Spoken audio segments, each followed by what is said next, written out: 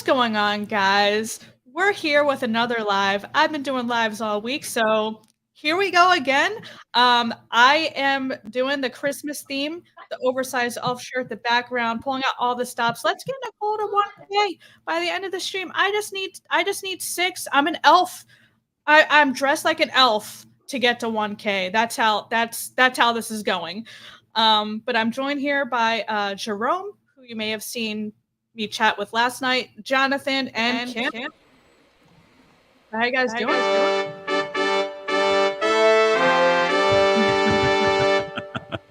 Very good.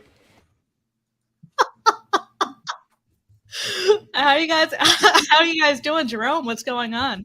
How you been since we last chatted last night? Sleep deprived, but in good spirits. How are you? Nice. I actually slept pretty good last night. Yeah. How about you, Kim? I'm good. I'm just trying to keep my children from walking into the actual space here that I've got. If they do, make sure they say hi. What's up, Jonathan? How are you and your friends?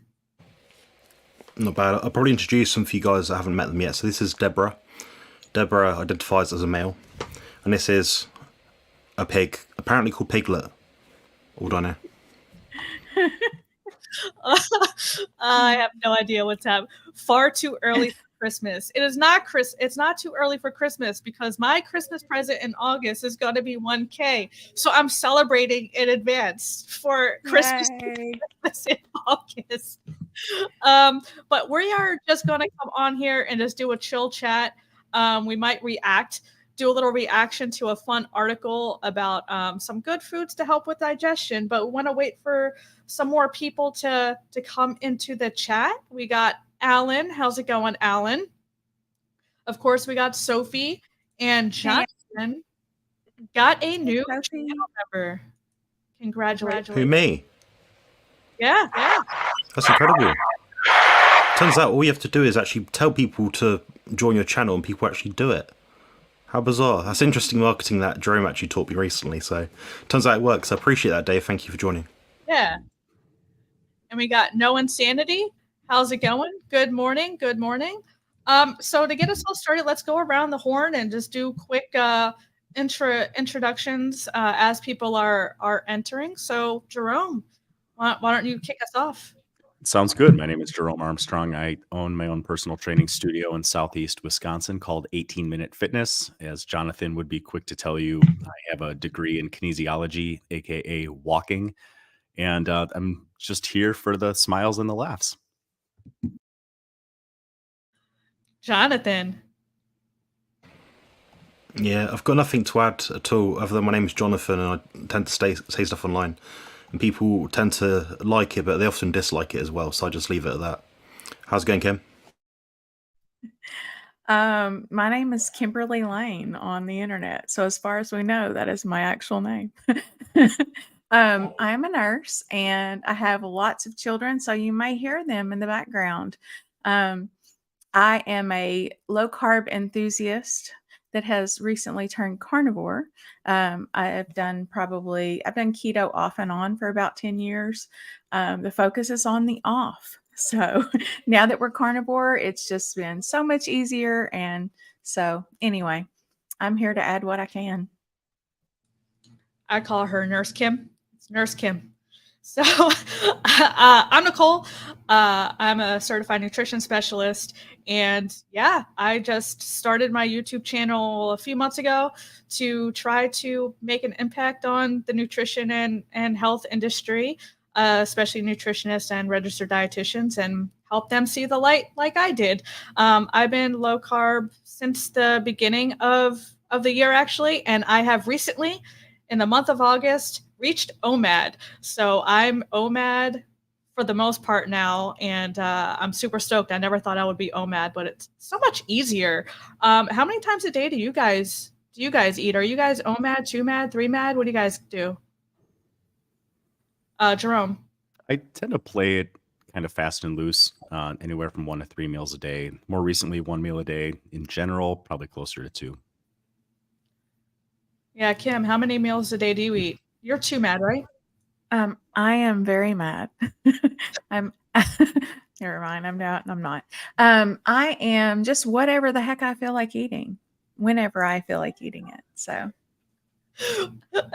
Jonathan, how many meals do you eat? I tend to eat all of the meals in succession. So I just booked my tickets to Keto Palooza in Kentucky. yay! So I'm going to be hanging out with Kim, and we're going to do a cooking show. Yeah. We're still trying to figure out a name. We might get themed shirts. I don't know, but we're gonna get the air fryer going in the hotel. Hopefully, not start any fires, and and do some live streaming while we fry up some ribeye in Kentucky. Is anyone else going to Keto Palooza in October? Let us know. But we do have a question for Jerome. Can anyone get a degree in walking? I'm thinking of upping my qualifications. Yeah, Jerome, can you please explain that process? Sure. Yeah, you will find that most major universities that have any kind of health and wellness focus will have a degree in kinesiology. Walking, while it may sound relatively simple, is actually extremely complicated. It turns out you have to put one foot in front of the other and not just stumble over your own feet like Jonathan so often does. Ooh, what say you, Jonathan? I think his description is very accurate and succinct. I could wholeheartedly agree with his statement. Jonathan is a man of few words this morning. Well, I wear Crocs, so I trip over my own feet a lot. So I could really use a course in walking. Oh, well, Jerome, where did you get your walking certification in case anyone's interested? I don't actually disclose the university I got my degree from, and Nicole and I kind of talked about that a little bit yesterday. But like I said, most major universities that have any kind of health and fitness program, you can get a degree in kinesiology. Walking there's a lot of steps to it, and it's a lot of work in that regard. And it takes a very long time to go from one place to the other. You'd think that you'd just be able to walk it right in, but that's not necessarily the case. Holy moly. Okay, thank you for that. So if anyone's interested in getting a walking degree, feel free to Jerome a DM, and maybe he'll disclose his university privately. But we do have an article queued up on the best foods for digestion that we will do a quick little live reaction to. If you guys have any questions, drop it in the chat and we'll be sure to get to it. I know it's early in some areas, so who knows how many people are going to show up, but we're going to be here anyway. So are you guys ready to take a look at this article? Let's do it. Awesome. What's up, Connie? A lot of steps to it. Hey, Connie. Welcome to the live comedy show.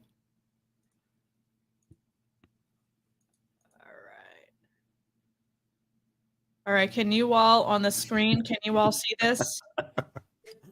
Yes. All right. Yes. Oh no, Jerome's already laughing. We're not off to a good start. Well, they spelled fiber wrong. Fibre. I think that's the English way. I think that's the British way. Yeah, but That is the British way. That's my people. you would think that the English people would know how to, spell English correctly. Right. But wait, what if the British are right and we're wrong? We're America. We're not wrong on anything. All right, here we go. So this article is from NHS, and it's good foods to help your digestion. So if you're struggling with constipation, heartburn, IBS, it's very important to eat the right foods. So let's learn together what the right foods are in case you do have some constipation going on. So the first one is fill up on fibre to prevent constipation. It's a good idea to try to eat more fibre or fibre. as most people in the UK, so it is British, do not get enough. A diet rich in fibre can help digestion and prevent constipation. Aim for the recommended dietary intake of 30 grams a day. Okay, so for a healthy bowel, you need fiber from a variety of sources, a variety of fiber sources. So wholemeal bread, brown rice, not the white rice, because brown rice is healthier, fruit and veg, beans, and oats. So Jerome, what do you say about those foods helping with digestive issues? Yeah, first, I think Jonathan is probably going to murder all of us for the bastardization of English accents. Fiber, by definition, is indigestible, so it's always ironic to me that there's such a recommendation for fiber in the diet. But I've already monopolized too much of this conversation, so I'd like to hear what the rest of you guys have to say. You just started talking. That's a cop out, Jerome? I've spoken a lot so far, and I want to hear. I'm here to listen. I have one mouth and I think 2 ears. Wow. So he's gonna be an innocent bystander during this stream. Thanks for showing up, Jerome. So Showing up is basically all I do. Jonathan.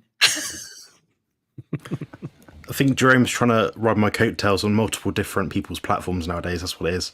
So he's already pitted in with myself. Now he's trying to hackle his way into like Kimberly's and Nicole's YouTubes to try and up his subscribers from like 50 to about 51 or something.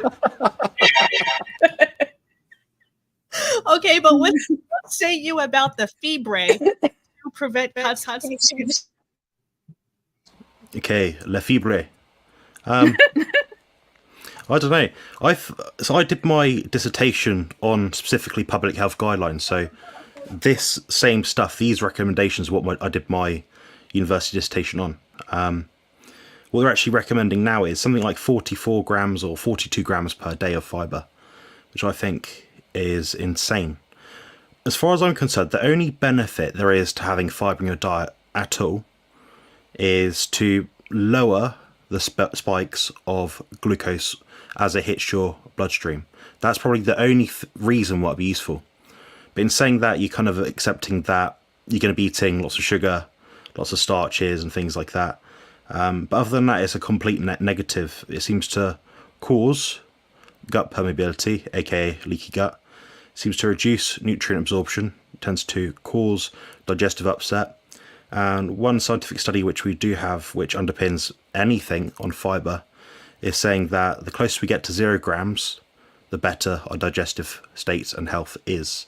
And that's done on people with things like Crohn's disease. So these people are people that are particularly susceptible to this kind of thing. Now again, you can't draw conclusions based on this kind of data set when it's limited in the fact that it's done on people that are very ill. However, you can sort of extrapolate from it and just assume, okay, downstream, down the line, if you continue to eat these foods you're not meant to eat, something bad could happen, apparently. Kim, what say you? Well, Jonathan partially stole my answer. I didn't appreciate that. I should have gone first because I don't really have as much to say as he does. So he took most of my answer, but it was all around, there have been many studies and case studies and others done about people with Crohn's disease and other bowel issues that have actually done a lot worse with fiber. And so, yeah, I mean, that's basically what he said. And he just stole my answer. So sorry. Thief. So I recommend checking out Kent Carnivore's channel. He and I did an interview on my channel, and he actually talked about this. So he doesn't have a colon, and when you're eating fiber, or in Jonathan's country, fibre, it literally just goes to your large intestines intact, right? If it's soluble, it just gets turns into a gel-like substance, gets fermented, and then that's what you toot out. And then the insoluble fiber is intact, and that's what adds bulk to your stool. So I don't understand how fiber landing in your large intestines intact, undigested, largely, and just adding you excrete it in your stool, how that would help with constipation, because for me, adding bulk to my stool sounds really painful. And who wants that? So the fact that it lands undigested and we're either farting it or pooping it out, how something like that can help with constipation, IBS, and those sorts of digestive issues is beyond me. It just causes tons of inflammation and digestive issues. I like to say a traffic jam in your digestive tract because your body's working hard to get rid of that nonsense. All right. Does anyone else have anything to add before we move to the next one? All right. Oh, of course you don't, Jerome. All right. Drink plenty of fluids to aid in digestion. Oh no, it's actually kind of a good one. It's important to keep drinking, especially water. It encourages the passage of waste through your digestive system and helps soften poo. Fiber acts like a sponge, absorbing water. Without fluid, the fiber cannot do its job and you'll get constipation. Kim, do you have anything to add to that? Okay, so yeah, I mean, it is good to drink plenty of fluids. However, there is such thing as drinking too many fluids, particularly while you're eating. I grew up not drinking while I was eating, and it was just something that my dad did, and it kind of rubbed off on me. I don't think he did it for any particular reason other than we're just not incredibly thirsty while we're eating.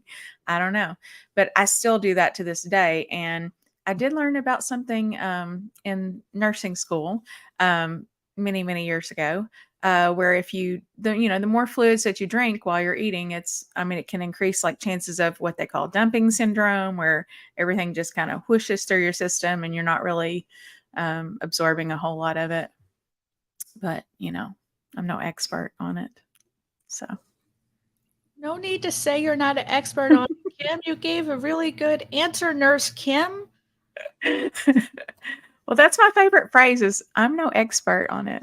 So that way it's like a qualifier, But you're Nurse Kim. I know, but nurses don't know everything about everything in the body even. We know it to different degrees. So Jonathan, what say you? I think this article is painting a misleading picture. They're kind of saying that the fat is the problem. Now, if you're having fat which isn't compatible with our digestive system, that might be a trans-saturated fat, which is apparently only common in Western world and not in the UK. Those don't exist in the UK, they're banned through legislation. The level of saturation, at least the carbon structure or biochemical structure of a saturated fat or unsaturated fat may or may not be compatible with our digestive system. So the things that are hard to digest, they might just be totally indigestible, and you might actually have the runs or digestive upset because of the fact that you're having them. So if these things are cooked in seed oils, that could be a likely problem. And anytime you don't digest something, the chances are it punctures microscopic tears or holes in your intestines, which means that your gut is no longer absorbing the nutrition from it because it's just going through you. Now, the other dilemma with this one is that they're talking about starchy foods, basically, other than the burgers, cooked in oil. So they're trying to say it's the fat when it could in fact be the starch itself. Now all these things will be coupled with a level of fiber, anti-nutrients as well. I don't know, lectins, basically things like that. So those things will inhibit absorption of nutrients within the gut anyway. So I don't think it's that it's the fat. I just imagine a guy eating or a woman eating like a massive burger with some French fries on the side. That's a lot of food for anyone, and it's hyper palatable. So if you're able to eat a lot of food, there's no wonder why you're going to have digestive upset or quite an unhealthy gut. Yeah, what Jonathan said. Jerome, do you have anything to add to that? Oops, sorry, muted my mic. And we just talked about you doing that before we went live. So yeah, thank you for just nodding along while I talked to a muted mic. Do that to me. When looking at fluid intake with food. That idea, to my knowledge, goes back to Dr. Salisbury, who invented Salisbury steak. The idea that if you drink a lot of water at the time of eating food, you'll kind of water down your stomach's acidity and dilute it, and it'll interfere with absorption and digestion. And I think Anthony Chafee kind of leads in that direction too. I haven't really tried that out, but that's an interesting idea. And I think that Jonathan really nailed it with a lot of the next topic on fat. Noticing the foods that they list, chips, burgers, fried foods, those are all high carb, high fat foods, which are going to activate the Randle cycle to a large degree and just cause significant inflammation. So I think Jonathan's right. It's not necessarily, the beef in the burger. It's not necessarily the fat in and of itself, depending on the type. There's a little bit more nuance that goes into this. Yeah, and that's another thing. When people are comparing the low carb diet and all that, they're not just, when they say burger, they're not talking about just the meat patty. They're talking about the bun and all the toppings and all that crap on it. So it's very deceiving the way burgers are talked about, because they're not talking about just the beef patty itself. But I do want to hit a couple comments. And Jerry, like I said, I do see your question, and anyone else who has questions, do drop them in the chat. I promise you we will get to every single question. But I am dealing with diverticulitis currently. Is this a current thing? I think I saw a post where you're dealing with some health issues. But yeah, I'm sorry about that. And then we have Robin, who says no fiber since February. Hell yeah. And how's your digestion? Let us know. And then Robin says she posted a video about this topic yesterday. Oh, okay. So your channel's Carnivorous Grandma. Awesome. I'll definitely check you out after this stream. And yeah, like I said, I am 6 away from 1K, so I'm all decked out on Christmas to hopefully give me Christmas in August of that 1K milestone. Yay! Go subscribe to Nicole. All right, so next one, cut down on fat for a healthy gut. Fatty foods such as chips, burgers, and fried foods are harder to digest and can cause stomach pain and heartburn. Cut back on greasy fried foods to ease your stomach's workload. Try to eat more lean meat and fish. Drink skimmed or semi-skimmed milk and grill rather than fry foods. Yes. Oh, this is loaded. So the first thing I will say before I pass the buck is there are different kinds of fats, right? So the fats they're talking about are the not so good fats. They're not talking about what we're all here doing. So the fact that they're just making this blanket statement and saying, like, instead of just saying trans fats or whatever, they're saying cut down on fat altogether. And you can't make that blanket statement, because not all fats are bad. They're lumping saturated fat and all that in with the fried foods and the potato chips, and you can't make that blanket claim like that. I think this is just an unfair comparison, and they obviously have an agenda that they're pushing in this article with that. But Jerome, what do you say? Well, I was going to ask you, how does it make you feel if there's an agenda being pushed? I am not going on another rant. This is, I don't know, NHS, maybe Jonathan could tell us a little bit more about this particular organization, but I'm sure they're following the lean and green, just like every other health organization, right? Chicken breast, eat your fish. That's what I used to eat. Eat your ground turkey bacon instead of regular bacon. So that's what I mean, the agenda. They're pushing the lean and green propaganda. It's a bit funny to me because by comparison, fat is actually relatively easily digested compared to, especially like fibrous foods. The soluble fiber, when it kind of bonds with water and becomes a gel-like substance, it also inhibits the absorption of a lot of like water and potentially fat-soluble vitamins and minerals and nutrients. So even hormones, I think you were talking about a little bit yesterday. So it's ironic to me to point that out about fat when, like, at least one type of fiber by definition we know has that exact effect on digestion. Yeah, what say you, Kim? I'm gonna let you go before Jonathan, so he doesn't steal your answer.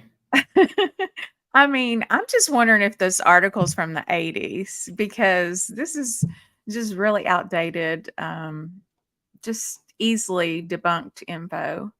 So, it just doesn't make sense to me that in the year of 2023, on Beyonce's internet, we would be talking like this about it's just crazy. Hey, you pretty ladies. Jonathan, what say you? I just realised in the last segment, I was reading off this bit in the middle of the screen, which was the cut down on fat for healthy guts. That was my last answer. Okay. Can you tell me about this article NHS organization? Yeah, so the NHS is just the National Health Service in the UK, and that is split off into denominations for Wales, Northern Ireland, Scotland, and England. Now, they follow from the same hymn sheet, but they have their own unique individual differences.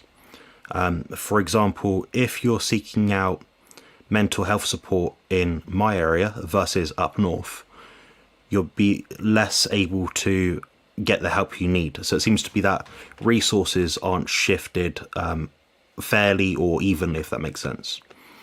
Now, this information all comes from the World Health Organization, which are unappointed people that say things that they think is good, apparently, but they don't actually do much in terms of people's long-term health outcomes.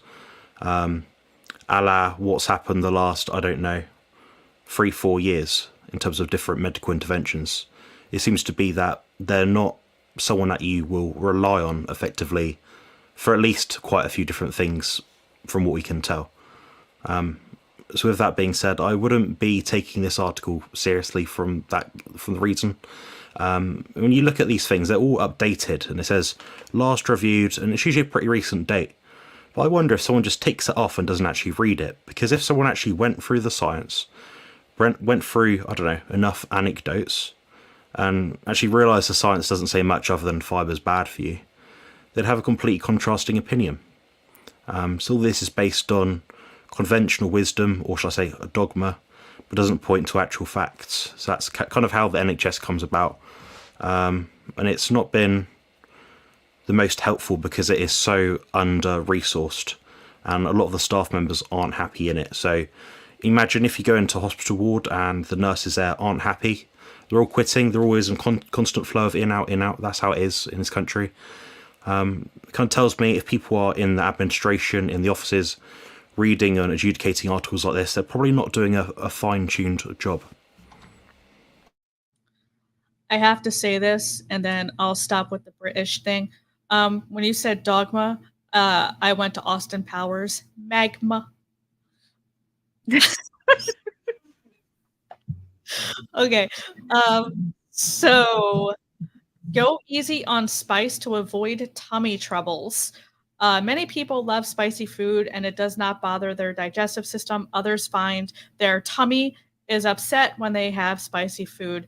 It's not just scorching hot foods like chilies that trigger heartburn. Milder but flavorful foods. Oh, look how they spelled flavorful. Foods like garlic and onion can also bring it on.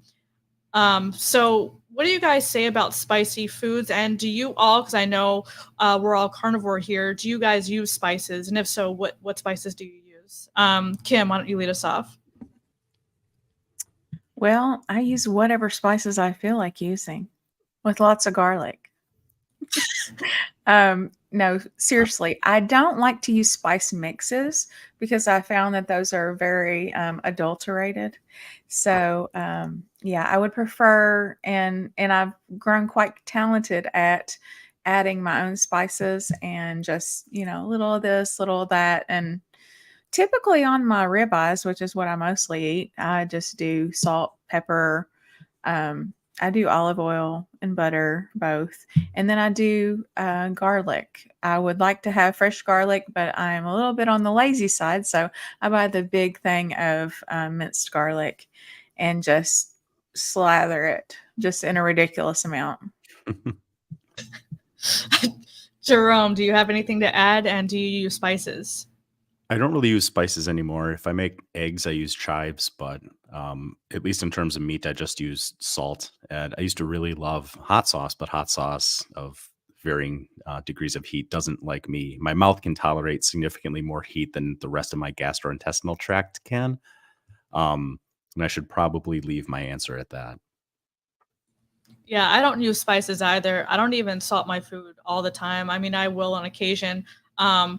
But I just cook in butter, and I actually bought ghee and used ghee for the first time yesterday. It's actually really good. It's helping up my fat intake. So, goodbye. Next on the list, I'm going to try tallow, but I just use butter, and I'll salt every once in a blue moon. But other than that, I don't really use any seasoning. But I did have trouble with spicy food in my tummy troubles, as this article said. So spices, for me, it does give me heartburn, and it does actually give me adverse effects. So I can't eat super spicy food. It will jack my stomach. What So about Nicole, wait Yeah. a minute. So when we have our cooking show live from Louisville, are you going to allow me to put any spices on your food, or are you just going to be, you're not even going to salt it or what? I mean, you have to do it for the camera. Yeah, no, we'll salt. No, yeah, we'll get her done. But What about a slather of garlic? Can I do that? we're gonna have different meats, man. We're not sharing a. Can we do wings also? Oh, heck yeah. I make the world's best chicken wings, so I'm Let's just do going to put it out there. Yeah, stay tuned, man. Kim and I have a lot of plans, and like I said, we're hoping to not burn the hotel down or set a fire or anything. But she's gonna be the cook. I've never used an air fryer. I will set the carpet on fire. So Jonathan, do you use spices, and what do you think about spices and digestion? I'm going to say something really clever here. I've got a question for Jerome first, though. Do you have a sore rim? Do I have a what? A sore rim? Your bum, is it sore? Oh, Your not at the moment. Okay, I can continue. That's fine. Yeah, so I found if I don't have these, if I don't have like onions, garlics, any herbs or whatever, any vegetables like that, like salady sort of things, for quite a few weeks straight, when I do have them in any quantity, I tend to get some stomach irritation. So it kind of tells me, although our body is meant to thrive on like a meat, animal food based diet, it seems that we lose our tolerability as time goes on. Our gut microbiome will change itself over about a 3-week period. So what I say to people is if they know they are going to have these foods in them, so for example, Jerome with chives, me with white pepper, sometimes some salt, then keep that sort of thing in. Just keep it semi-regularly, just don't take the mick and have loads of it. And all these things do inevitably contain some kind of plant anti-nutrient for the most part. So in the case of onions and garlic, they'll have lots of salicylates in them. Now, these sort of things are medicinal when used appropriately, but you shouldn't be supplementing your body with them because inevitably they can build up and cause a toxic effect to the body. The same thing's true for a lot of different herbs. Turmeric's one of the worst ones. A teaspoon of that or half a teaspoon of that is enough to basically cause kidney stones down the line, which is not ideal. But yeah, I mean, I have some chives sometimes, like Jerome with the, what do you call it, the scrambled eggs, or sometimes I do spring onions, but what I'm having is like a gram of them or 2 grams, like next to nothing. So when you work out on the long haul, it's not a lot of oxalate to actually consume. Yeah, I'm not the biggest on these. I just add them in here and there just sporadically, but I don't deliberately eliminate them, at least unless I know I'm using lots of medication or have lots of life factors which mean that my gut will be more permeable at that given time. So it's all about doing what you can do, and just maintaining something you can sustain, I think. I've never heard of chives and eggs, so I'm gonna have to try that. Maybe Jerome should do a video. I have. Oh, have you? I used Green Goddess check it out. seasoning instead of chives, but Oh. you could use chives and be every bit as good. And Nurse Kimberly, could you please, when you cook for Nicole, find a way to sneak some Carolina Reaper pepper into something that she's going to eat? You know what? Jerome, No, I cannot stand that.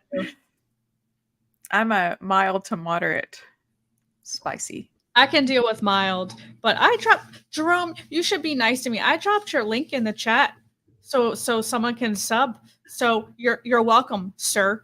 Holy moly. Okay, I am being nice. this is you nice. I'm trying at least. This is about as nice as I get. Ask You poor are. Jonathan. You are trying, and you didn't come on the stream to talk, so I understand. Yeah.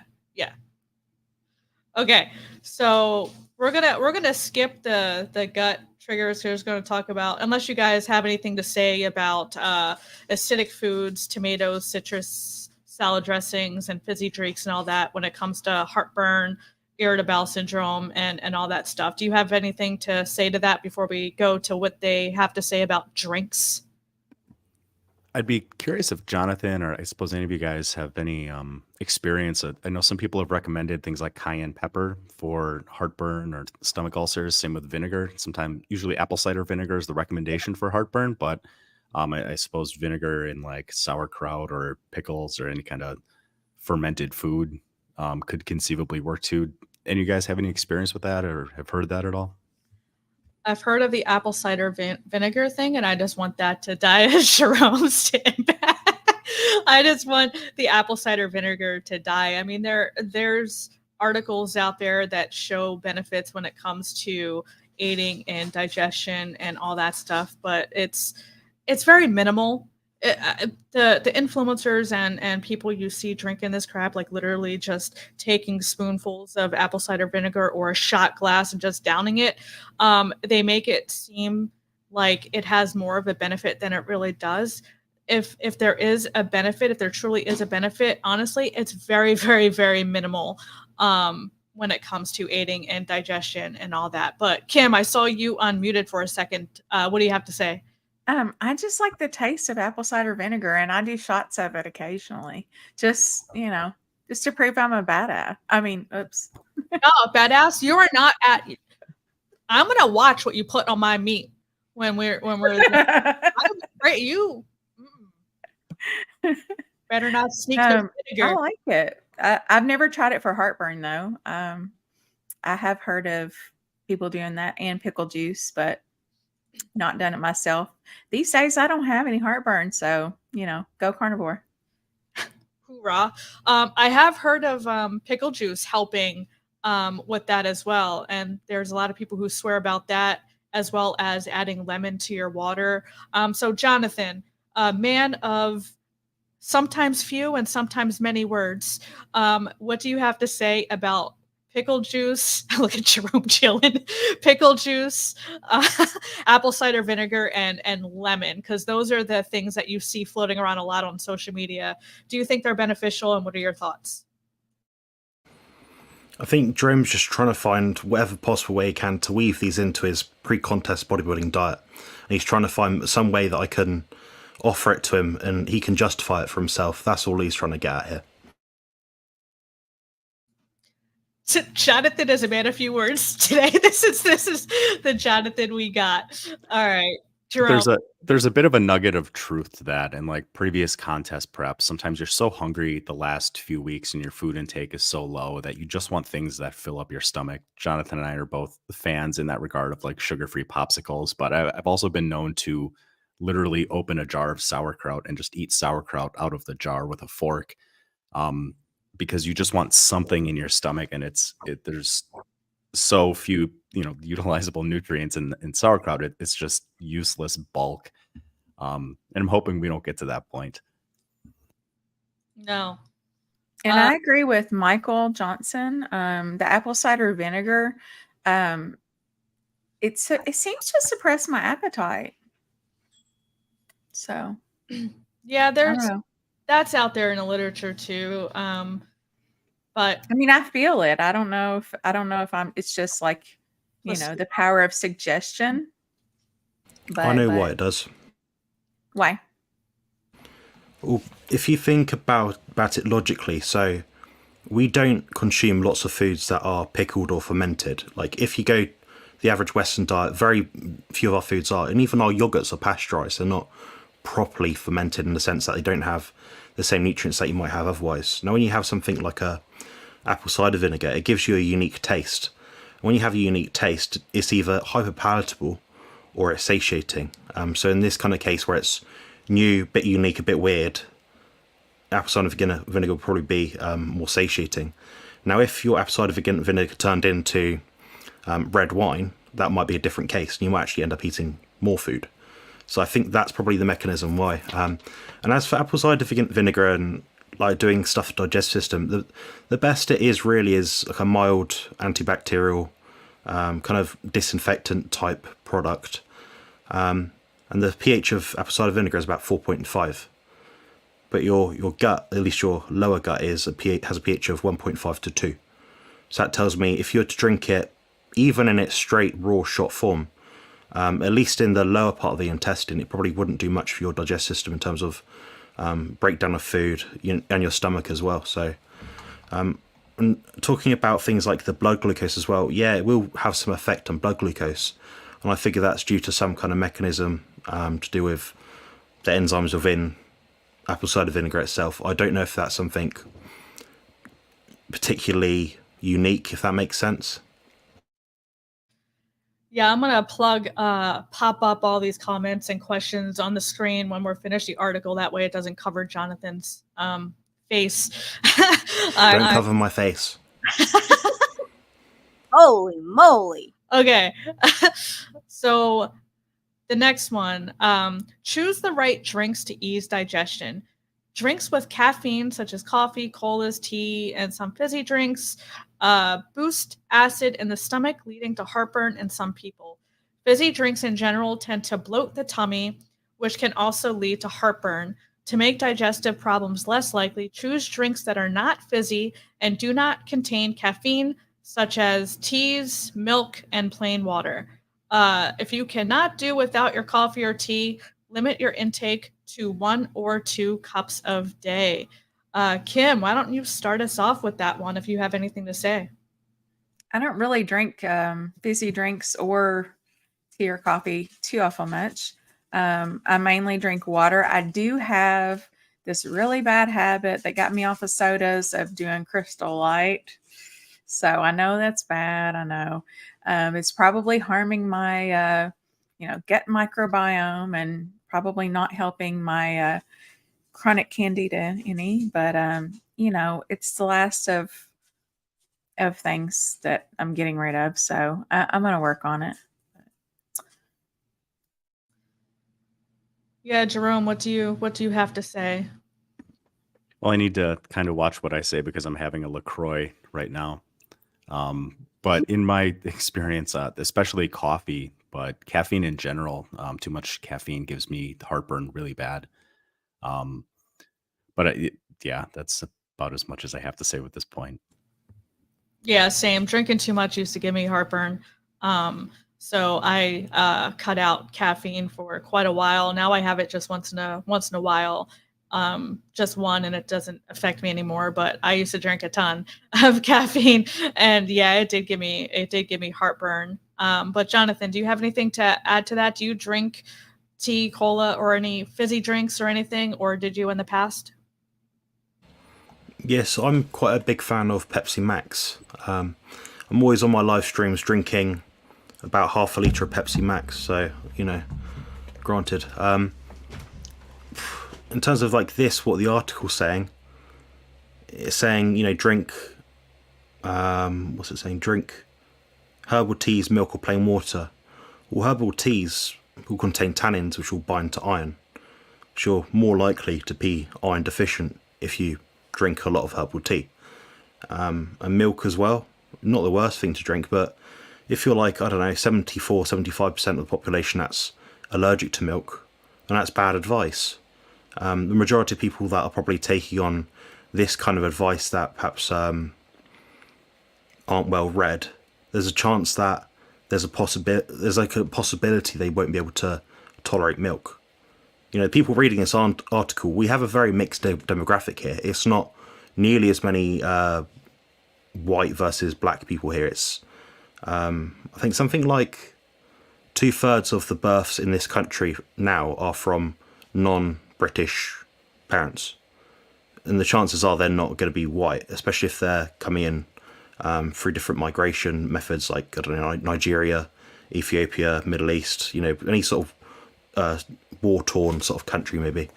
So that's quite dangerous advice, I think. And the only neutral food or drink, that we can talk about here is water, which seems to regulate itself. I mean, we can't drink too much water unless we, habitually drink too much. But then if something has a flavour to it, it's easy to drink more of. I can drink, for example, 3 litres of Pepsi Max in a day if I wanted to. But I couldn't drink that much water. So that tells me there's a rate limiting factor to water alone in an untainted format that makes more sense to us as humans. Yeah, the caffeine definitely does something with the digestive system I'm not the biggest fan of. Now, whether or not it's the carbonation, because those drinks are usually filled with fizz, apart from coffee, it could be that. I mean, anytime you take in carbon, your body has to deal with that as a stress regardless. So you don't just drink in carbonated water and it comes out as carbonated water eventually. Something has to happen in that process. So, water's a safe bet. If you like it, Pepsi Max, it's your own funeral, and it might really hurt you down the line, like it might hurt me. So that's a risk I'm willing to take for the satisfaction. I mean, I do sneak in a white Monster here and there too. Ooh. I do too. But what the heck? That's your mama, okay? Hold on, what's Pepsi Max? We had it in the States for a while. It was kind of, now there's Diet Pepsi. I think there's Pepsi Zero. There was Pepsi One for a while. We had Pepsi Max, but I don't think it's widely available in the States anymore. What is it though? Is it like Pepsi? Is it like it's like Coke Zero but Pepsi Max. It's the same kind of thing. So it's meant to taste better than Diet Coke or Pepsi Diet. It's just a bit sweeter and a bit fizzier. So I think they use a different sweeter to make it that taste better. So, for example, the diet drinks tend to taste kind of bitter to me. Pepsi Max tastes a bit sweeter. And we also have Pepsi Max Cherry, Pepsi Max Mango. I don't think they're going to sponsor me anytime soon, so I'm not going to talk more about it. I wonder if it uses Splenda. I think that's what Coke Zero uses, I believe. I don't know, but Jonathan needs to get sponsored. We might have to Google. All right, you Google. I'm going to read the next question or the next thing on probiotics, and this is the last one, and then we'll go ahead and play in the chat. Probiotics. This is a hot topic, so I can't wait to hear what you guys have to say about this one. Probiotics are so-called friendly bacteria that are also found naturally in the gut. There's some evidence that they may be helpful for some conditions, including helping with IBS, but there's little evidence to support some other health claims made about them. Probiotics are available as supplements from health food shops or in live yogurt, which is a good natural source. If you want to try them, it's best to take them every day for at least 4 weeks to see if they work for you. I like how the only food they mention is yogurt. But Jerome, why don't you lead us off with this one? Sure. It's my knowledge fermented foods can also be rich in probiotics. I really don't know much about it. I don't recommend probiotics. I don't personally take any myself. And I tend to think that the gut microbiome oversimplification, a healthy gut microbiome is just what your microbiome is at when you're healthy. As humans, we have almost 10 times more bacteria inside of us than we do number of cells that actually constitute us as human beings. So we're kind of hosts for a litany of tons of different bacteria. So I really don't know. I know Jonathan has spoken at length in different videos he and I have done about probiotics. So I'm interested to hear what the rest of you three guys have to say, but I have no real relevant knowledge or experience. I'm not a guy. I identify as an elf today. But Jonathan, definitely check out Jonathan's channel. I'll drop his link as he's talking. But on a high level, what do you have to say about probiotics, our gut microbiome, and the foods we eat and all that on a high level? Pretty much the same thing everyone else would probably say, which is like we don't know what a healthy gut microbiome is. The idea that our microbiome is only or individually affected by foods, fermented foods, probiotic supplements is daft. It's affected more so by our environment. As we eat food, as we breathe, as we go in the garden, as we walk outside, that there's bacteria all around us all the time. We take in that bacteria. So that's probably what our default microbiome is. Now, there also is that element that the food we take in will affect it as well. The only problem with trying to go about getting specific strains is you're under the assumption that those strains will be able to colonate successfully and take on their desired effect on your gut, which I don't think is wise, and it's going to be very hard to test because anytime you put something unnatural into your body, there's always a payback mechanism. So it could be that you have a gut distress initially, then you start to feel better, or it could be gut distress, then you start to feel worse. It may actually work as a substrate for other harmful bacteria to grow more rapidly and colonate more. So probably not well advised. The studies we do have on probiotics as supplements kind of say in a petri dish they do something in certain models, whether that be a human sort of microbiome or a rodent microbiome. But ultimately, you're paying a lot of money for these foods and these supplements, and you could probably get the same benefit from select different fermented foods. So the ones that are particularly highest tend to be things with fat in them. So that's going to be your dairy, so your fermented milk, kefir, and your raw cheeses as well, raw cream, all the same thing, raw milk, whatever, all the same thing. Your next best bet is probably going to be something like sauerkraut. Anything after that, it could be anything you want really. You could effectively ferment nearly anything. It's just that the more biologically appropriate strains of bacteria tend to be formed in animal foods, at least in their fermentation process. So that's it in a short, brief kind of overview, I guess. Jonathan, you're awesome. No matter what people say about you, you're awesome. He's Kim, so smart. Okay. You Okay, deserve so- 100 composition coins for that comment. Jerome loses 50 for not agreeing. what are they? You have to participate in the boosting of Jonathan, Jerome. Wait, what do the coins get us, and how do we get more? So everyone starts off with 0 composition coins. If you arrive to buy YouTube live or live premieres on time and first, you get an extra 100 coins. Over the time, they add up towards the end of the year. And once you reach 1 million coins, you're invited to a all fees paid kind of exclusive treat to live with me for a week with your, plane journey, travel, and that sort of thing. And you get to train with me as well. We'll be having Is fiber that party. nightmarish? I mean, can I exchange my coins for something else? No. Non-redeemable, non-refundable, no chance. Terms and conditions apply. Can people in the chat get these coins? Yeah, they're distributable quite easily, but they're quite hard to come by. They're not always given out. It's as per needed basis. Damn, this is getting serious. Chat, let us know if you want to earn some coins. But Kim, what do you have to say about probiotics, or do you want to talk more about earning some composition coins? Well, I would love to revisit that, but for now, I want to talk about probiotics because this is something I have a lot of experience with, unfortunately, and fortunately, actually. Okay, so having chronic candida and seeing a functional medicine practitioner at one time, I was actually heavily encouraged to, go the probiotic route. And it actually made me very ill.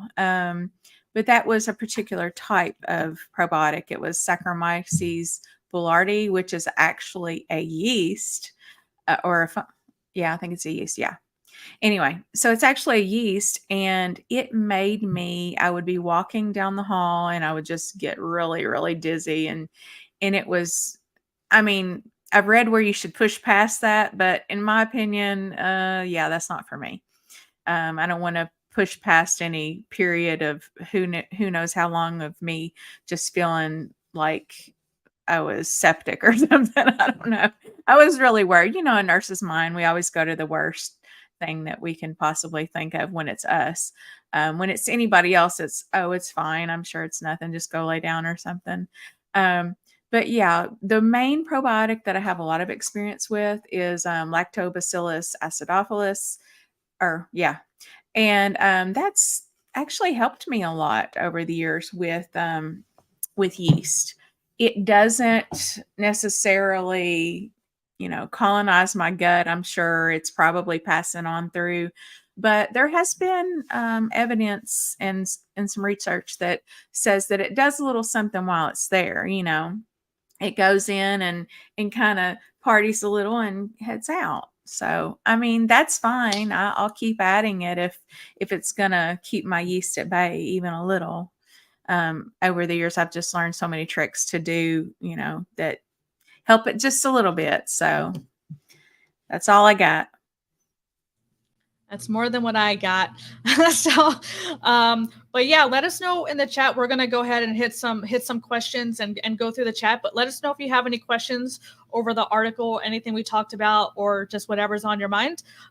So yeah, let's go through some of what people have to say. We're gonna hit Bubba first because I think he has to head out. But I wonder if the panel would answer a question on PED use on the carnivore diet. So we'll leave this to Jonathan and Jerome, since this is more in your wheelhouse. But Jonathan or Jerome, whoever wants to chime in first. So Jerome is much more of an expert at me than the topic. I'm a very what's the word? I'm very amateurish at this sort of thing. What is Jerome, what do you think? Yeah, I think it's a type of vehicle, like a moped or something. Yeah, it's an electric battery vehicle, I think, or it's short for being pedantic.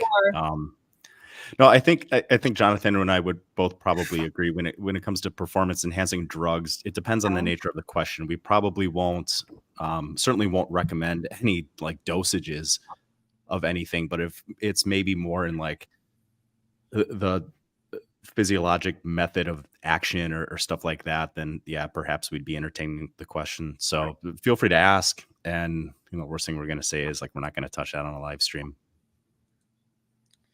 Yes. All right. Okay. So let's hit Jerry. I'm confused, by the way. On what? What are we talking about? Okay, I know what a performance enhancing drug is, obviously, but what is the question? I'm so confused, Bubba.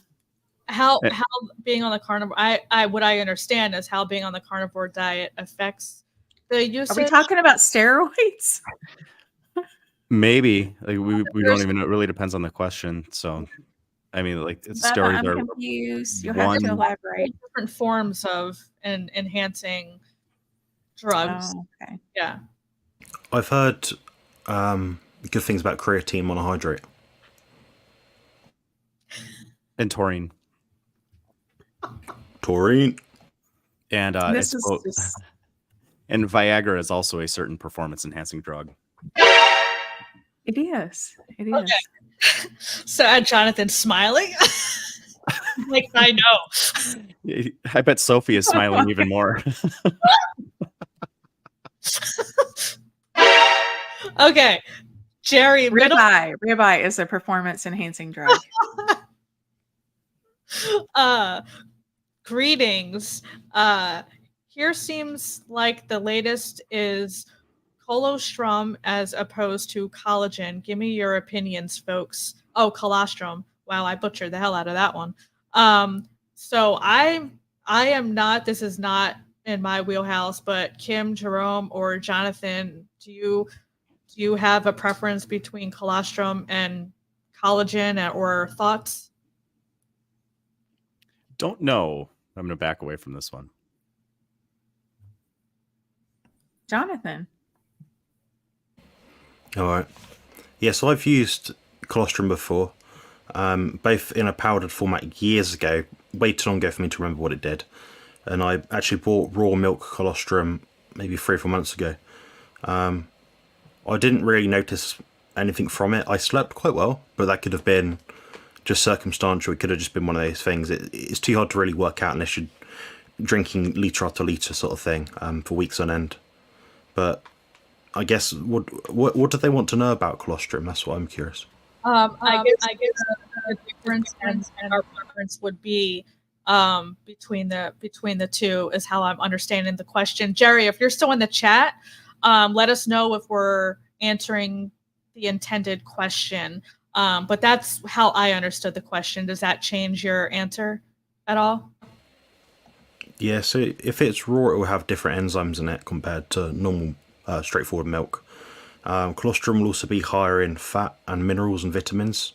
Well, at least actually certainly vitamins. I'm not sure about minerals, because it will have a slightly yellow kind of hue to it.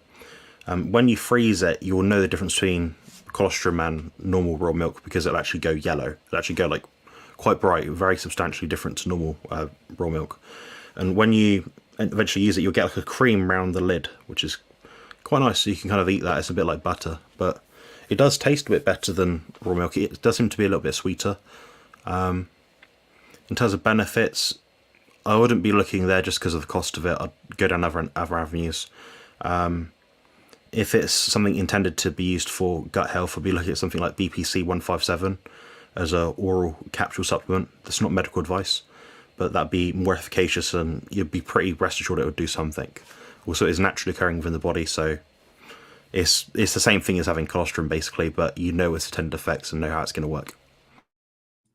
Okay. Yeah, thank you. Because I honestly that was above my head. Before we move on, Kim, do you have anything to say on that or no? I'll say Just read the chat and you'll see what I have to say. okay. I just remembered I have like 10 YouTube channels, so I'm just going to sub to you from all of them, and we're going to get you to 1,000 on this live. So I don't know a thing about colostrum other than I had it in my milk when it first came out, and it's supposed to be super healthy and kind of just help give that little boost to the immune system, I guess, right off the bat. Okay. I can't imagine drinking the colostrum of anything actually. Yeah. I wouldn't want to drink my own, and I don't want to drink anybody else's. Yeah, so collagen powder, I've done that in the past, and I felt like it helped with my hair growth, but I think they're probably referring to more of a, muscle thing. So I think Jonathan's probably the best for that. Yeah. Yeah. So if Jerry, let me see if Jerry, before we go on to the next, okay. So Jerry did, so she's looking for gut health improves ? So between colostrum and collagen, if either improves gut health or which is better for the gut health and such. Okay. So I assume we're good on that. I'm assuming Jonathan doesn't. I absolutely have nothing else to add. So hey, Okay, it says you for have collagen. 1,000. Check your number. check my number. Yeah, check your. Dude, thank you, everyone. It's Christmas in August, baby. Yay! Woo-hoo. Go, Nicole. The Rocky theme. Jonathan, can you hit the British theme? What? Yeah, could do.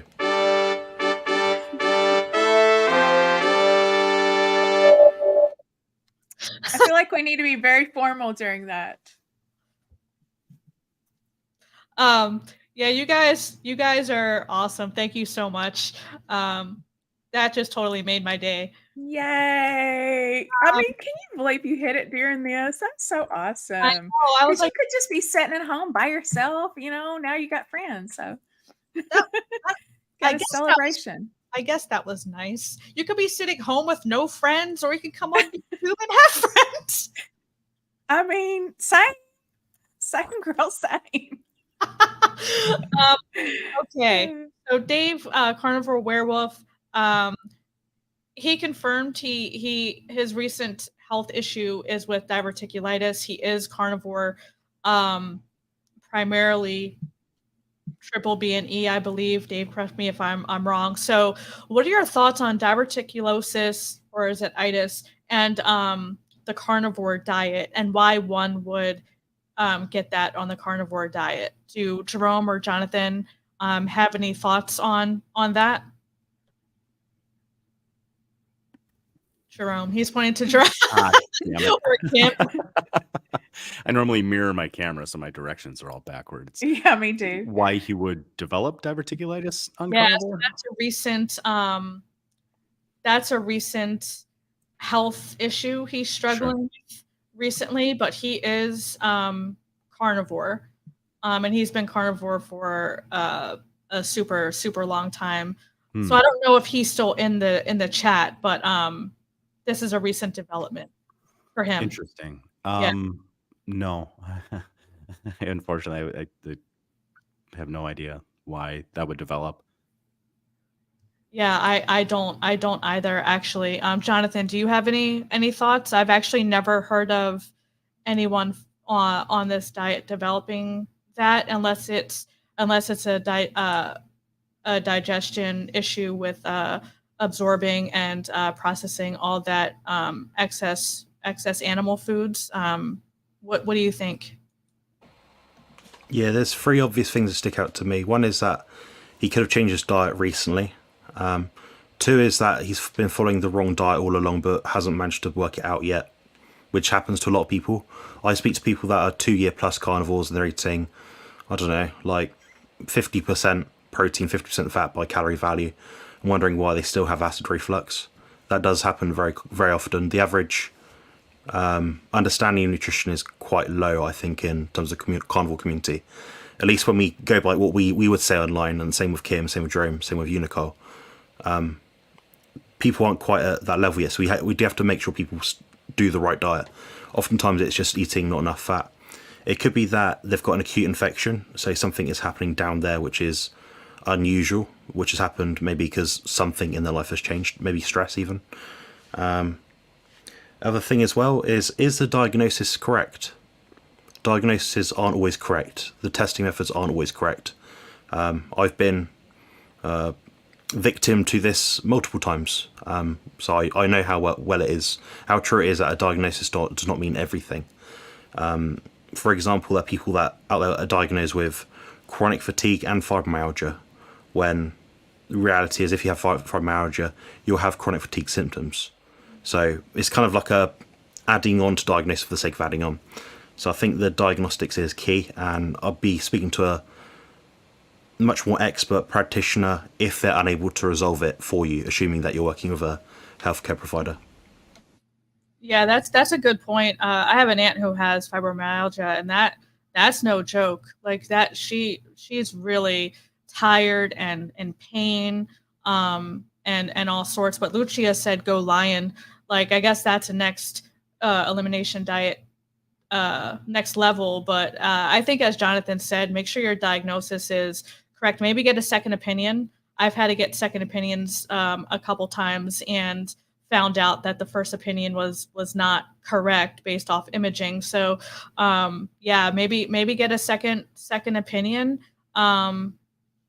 But yeah, sorry we couldn't be more help. Hopefully this helped you a little bit. I haven't answered, so. Oh, you do? Oh, do you have an answer? I said I haven't answered. So two thoughts here. One, along with Jonathan, I'm going to say, is that diagnosis really accurate? Like, how were you diagnosed with that? Did you have a scope? Was it diagnosed through endoscopy? Because if not, I would doubt that. Also, did you tell your doctor that you were on a carnivore diet? And do they have a thought in their head that that's causing you some problems? And, they're just like quick to link those two when that may not be the case at all. And then three, I think this is proof that, well, I can't say proof, but I think this is a strong indicator that, all the nuts and seeds and things like that aren't really what cause the problem to begin with. So, as we know from doing things with our body, doing little experiments on our body, the medical field is not always right, folks. So. Yeah, 100%. Oh, what's up, Jonathan? Yeah, I can attest to that. So Sophie's grandmother, she's about 75, and she's got diverticulitis. She has that diagnosis. She suffered with it for, I don't know, a long time. When she's been in hospital for various other disease infections, falls, bangs, what have you, she's fed a diet which doesn't match what is appropriate for her diagnosis. And I actually looked it up myself, and I worked out she should be on a low fiber diet. This is what the recommendation is. But she's been giving like bread with the crust on, all the whole grain rice, whole grain pasta, and sugary foods, and all the processed stuff. No wondering why she doesn't feel great. It's chronic systemic inflammation. She's eating the wrong food. And of course, as you get older, you've lived a diet, a way of eating for so long. You haven't quite got to that point yet where you really want to change it.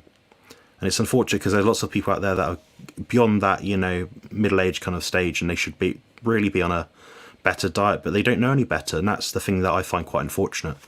So hopefully with us we're all relatively young people. We're all about 40 or below the age of 40 roughly. So we can, wait, why is everyone pointing? I'm above. Oh, you're pointing yourself. Oh, okay. I was going to say, don't point. I thought you were pointing at Kim then. I was like, weird. I'm probably the oldest here, and I'm just fine with that. She's older. I'm about 60. 50. You're 60? No, he's saying you're 60 or 50. I'm actually 63. Okay. Oh, damn, you look good, girl. Hmm. look at her face. So I have good genetics. You do. I'm 48 and I'm damn proud of it. I'm 43 in October. Actually, Keto Palooza is my birthday weekend. We're going to celebrate by doing a cook-in show. And going to bed by 4 p.m. What is it called? The Silver Special. Yeah, the early We're bird gonna have special. the Silver Sneakers cooking show. That's what it should be called. Well, chat, let us know. What do you think of the Silver Sneakers couch show for Keto Palooza? Oh my God, this is going to be a hot mess. Lucia, yeah, Nicole, where is your noise? If you're talking to my soundboard, I have my mic and my headphones plugged into my soundboard. Holy moly. I don't know if that's what you were talking about though, but I think maybe she was talking about a celebratory sound when I hit 1K. Mick Death. Last night I kept wanting to call him Mega Death and Mick Beth. So it's Mick Death. He's just trying to trick us.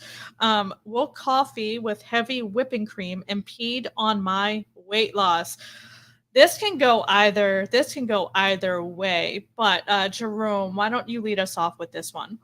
Sure. Yeah, as Nicole correctly pointed out, it depends. If having a little cream in your coffee is enough to blunt your appetite and to keep you from eating more food than you normally would, or if having cream in your coffee makes you eat less food than you normally would, is probably what I should say, then it will help your weight loss.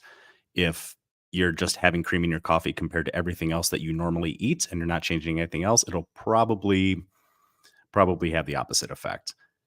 Both Jonathan and I are big advocates of what's known as the mass balance model when it comes to trying to change body composition. Basically, mass is conserved in all chemical equations in the body. And if you want to lose weight, you need to reduce food mass intake gradually over time. I should probably stop there so I don't ramble. Yeah, I totally agree, and definitely check out Jerome and Jonathan's channel. I know Jonathan does a lot of educational, very informative videos, and Jerome is going to start doing similar content. But yeah, I think a lot of people tell people to give up dairy when their weight loss is stalled or they're trying to lose weight. And I'll be first to admit I'm dropping dairy for the month of September, and who knows longer, depending on how I feel after the first 30 days. But I'm doing it because, yes, I'm still losing weight, but I don't believe my weight loss is necessarily stalled by dairy. For me, I do get puffy and I do get inflamed by consuming dairy. I notice it more so on my jawline. I notice like fat pockets here. My face is puffy for at least a full day or two. eating dairy. So that's why I'm getting rid of it. So if you don't notice any adverse effects like that, that's noticeable, and you don't have digestive issues, you're not running to the bathroom, a little bit of cream in your coffee really isn't going to stall your weight. What's gonna prevent you from losing weight is just eating too much food, chronic inflammation, and all those hormonal balance, all those things. So I say if you enjoy your coffee with cream, keep enjoying your coffee with cream. You don't have to give it up. People give it up for various reasons. I'm giving it up, like I said, because I do get bloated and I do get puffy from eating cheese. But Kim, what are your thoughts on dairy or cream and weight loss? Well, I have always been pro heavy cream because when I do have a coffee, I want heavy cream in it. Um, and I love cheese, of course. But I don't know. I'm like you. I'm kind of curious if it's holding me back some. So I've decided that I'm going to try it without it, and we'll see what happens. Yeah, if anyone else wants to do, I know there are some people, Sana and a couple other people in the chat who are doing dairy free, except cooking butter, for the month of September. Let us know. It's gonna be a challenge. My goal is to eat all the cheese in the fridge before September 1. I don't care how puffy my face gets. But Jonathan, what are your thoughts on dairy and weight loss and or weight loss stalls? That's a good question. I probably have quite a contrasting view to what you guys have said, really. Maybe some ways a bit similar. I think before anyone makes any dietary intervention to have a weight loss or a weight gain goal, you should set the goal itself. So, okay, I need to lose, 10 pounds in 3 months. Well, for most people, assuming you're an average size male or female, that would be quite achievable in 3 months. That's just over £3 per month. You could probably do that quite handily. By doing that, you probably just find getting rid of the extra butter, or at least reducing it, will probably do the job.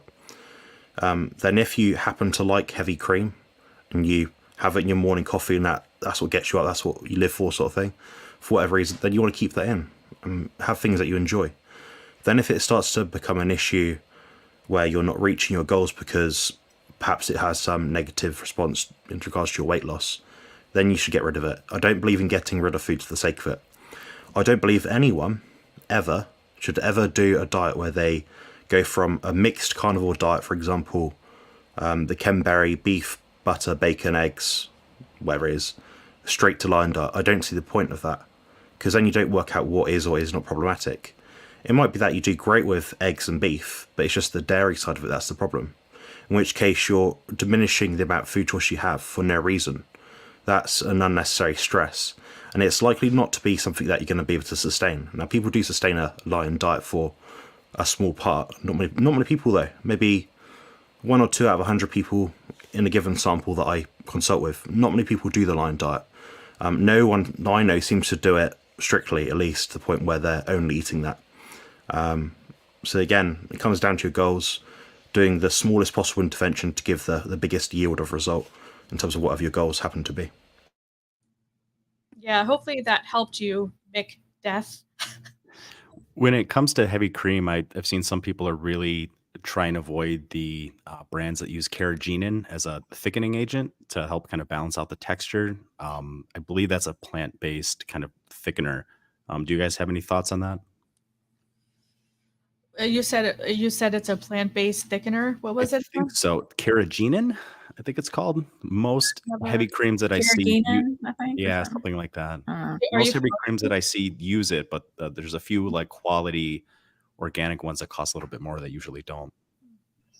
What do you think, Kim? Are you familiar? I mean, I don't have a problem with using it if it's in something. I haven't noticed a problem, so I don't avoid it, but I'm not super strict either. So Yeah, Jonathan raised his hand. I think he has something to say. Yeah, so it's apparently got some carcinogenic properties. So if you're coming from it from a strictly speaking purist carnivore diet health standpoint, it will not be optimal, obviously. Now, anytime you have something which is a thickening agent, it will send a disproportionate response to your gut, which means it will increase the volume, or at least stretch the capacity of your gut at a given time. But it won't be associated with the same increase in food intake to match that. So you're effectively getting more in your gut without the matching corresponding nutrition through macronutrients, etc., to reach that satiety point. So that's two possible things I could think of, which if someone was having that in their diet to, I don't know, for whatever reason, they wanted to lose some weight, that's one thing that could be causing some issue, I think. Thank you. I told you, Jerome. I was muted and I tried talking. I know. I was nodding along. Yeah. Yeah. Connie says carrageenan isn't in half and half. Thank you, Connie. Thank you, because I really did not know. And then Joseph, carrageenan comes from red algae and had shown to be inflammatory. Awesome. Thank you. It's like a polysaccharide, Jerome. So think of the research done on beta glucans, which is like a extract of, I think, like oats or something. Yeah. It might do something in the body which is positive, but the net benefit, the net negative exceeds that positive. It's the same with pretty much all plant compounds, at least when they're not isolated and purified and extracted in a specific kind of way. Yeah. What's up, Brenda from Kentucky? I'll be in Kentucky for the first time in my life for keto. Hey, Brenda. Okay. Lucia, she is a trained functional nutrition practitioner in the last century, and that is what we learned, and it is still pushed pun on pushed. So like the whole lean and green thing. That's what I learned. And then Denise, I'm not sure if Denise is still in the chat, but Denise says, I have heard for years about medicinal benefits about different herbs, or as Jonathan says, herbs. We have gone carnivore for 2.5 years and have reversed my husband's type 2 diabetes, high blood pressure, high cholesterol. Congratulations. That's amazing. I love hearing stories like that. But when we were talking about our cooking show, Kim, I think we offended a couple people. Semi-retired Bob feels attacked. I thought he was talking about when I thought he and Connie were talking about when I said that I was like 60 something. Oh, I don't know. I said the silver special. I also said made that remark about you guys going to bed at 4 p.m. So that one might be on me too. There was a lot. I just don't think about age that much, honestly. So, well, Connie says, "Watch it. I'm 66." That's a good highway. I've never driven on Route 66. But I did find when I went to a class, the Silver Sneakers class at the YMCA, because I wanted a good starter class. That was not funny. That was, oh my gosh, those people are not. That's not a starter class, y'all. Oh, there was those people were. Yeah, there was pretty hardcore. There was a 72-year-old in one of my CrossFit classes back when I was still doing CrossFit. This little old man, he outran me. We were doing a 400-meter run, and I look, and this little old dude just like outran me. I was like, what in that? That was not a little old dude, okay? That was not a little old man. You can't call somebody who's outrunning you a little old man. That's true. I was over here punting, and he was just chilling, just past me. And I was like, that was not good. And also as a nurse, we don't it takes a lot for us to think somebody's actually old. Yeah. Like your late 90s, early 100s will be like, oh, wow, 60s, that's not old. No. I'm just being sarcastic, but no, that's not old. Like Carnivore Ron's in his 70s, and that man.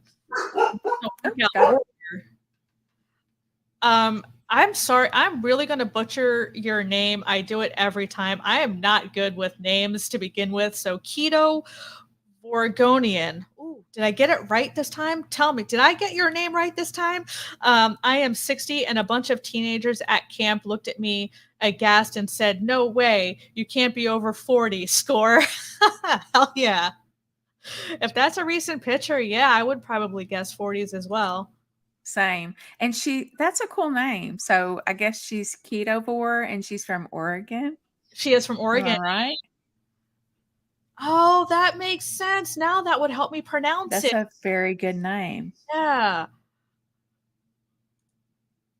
What is A2? I don't know what that's in. Oh, I purchased. That's a different type of milk protein. Instead of A1 dairy, I think it's A2 dairy. And it can be less irritating to people who have sensitivities, maybe. Don't Gotcha. quote me. That's kind of what it is, I guess. Susie says we have a locally produced heavy cream A2 milk. Yeah, no carrageenan. Doesn't bother my gut, but my skin will get irritated if I drink it for more than a few days in a row. I'm doing good with my pronunciations, by the way. I'm on point. I think I only messed something up one time so far. Yeah, now that you're over 1,000 subs, you've really upped your game. Yeah, but I don't have my glasses on today. I feel like Your I'm readers? yeah, no, they're actually prescription glasses. I just got them a few months Sure. ago. I've never worn glasses in my entire life. Do you have the long chain? I do not. Yeah, I'm not there yet. But I have put them on top of my head and walked around the house looking for my glasses. You know what I made fun of my mom doing? I did that. I'm trying to see if there's Okay, one more thing. I just wanna do something here. Hold on. Carrageenan. Do you hear it? yeah. Carrageenan. Dang it. Well, I introduced the word and I mispronounced it, so that's on me, not you, Nicole. Oh, okay. Thank you. Thank you for taking the fall. Thank you for falling on the sword. That's mighty nice of you. I figure if I do one nice gesture a day, I can be a total dick the rest of the day, and the karma will still balance out.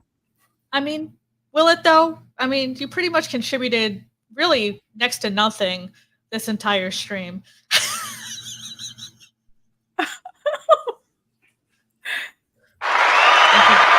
Nicole is hold listen. on. She's now in a different level. No. Well, hold on. She's got a little attitude going. You said next to nothing, so I still contributed. So It's come at me, bro. Come at me, bro. With my elf. Come at me, bro. Yeah. It's the pot calling a kettle black when somebody wearing an elf shirt talks about a little old man lapping around the track. It's not scary.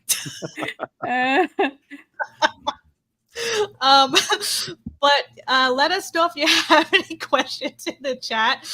Michael Johnson, what's up? My wife is number 1,000. Thank you, Michael Johnson's wife. Is she watching the stream with us? I know she usually watches with you. Sean Carnivore Truckers here. Say hi to some people in the chat. Where are you at today, Sean? And then Connie dropped Kim a sub. Miss Nurse Kim. Thank you, Connie. I think she means her husband because she was already subbed. Oh. See, I know my subs very well. I know about their lives and I care about them. Okay. Hey, Go sub my channel and I'll care about you also. Yeah. Let's see. Do you guys have anything else to talk about while I skim through the chat to make sure I didn't miss anything? Question, not a question. Show us your guns. I'm wearing an elf shirt. I don't know. Do elves have guns? Have guns, Jonathan. Show us your guns, Jonathan. You first. I asked. Go, Nicole. Oh, I'm in Mexico. We are organic because we aren't U.S. industry. Dang it. I don't know. It's the lighting. I have no light, but you see a little outline right there. You blame it on the lighting. That's bad, Nicole. And I'm pasty. I'm white. I mean, my muscle's not big, but I'm not going to blame it on the lighting. Just, I got a little extra fat down there. Jonathan saw my picture. Look at that bump. Mm-hmm. Look at that bump. I've got lots of definition there. All right, Jerome. Oh, I have a long sleeve shirt on, so I mean, nothing's really going to show. All right, Jonathan.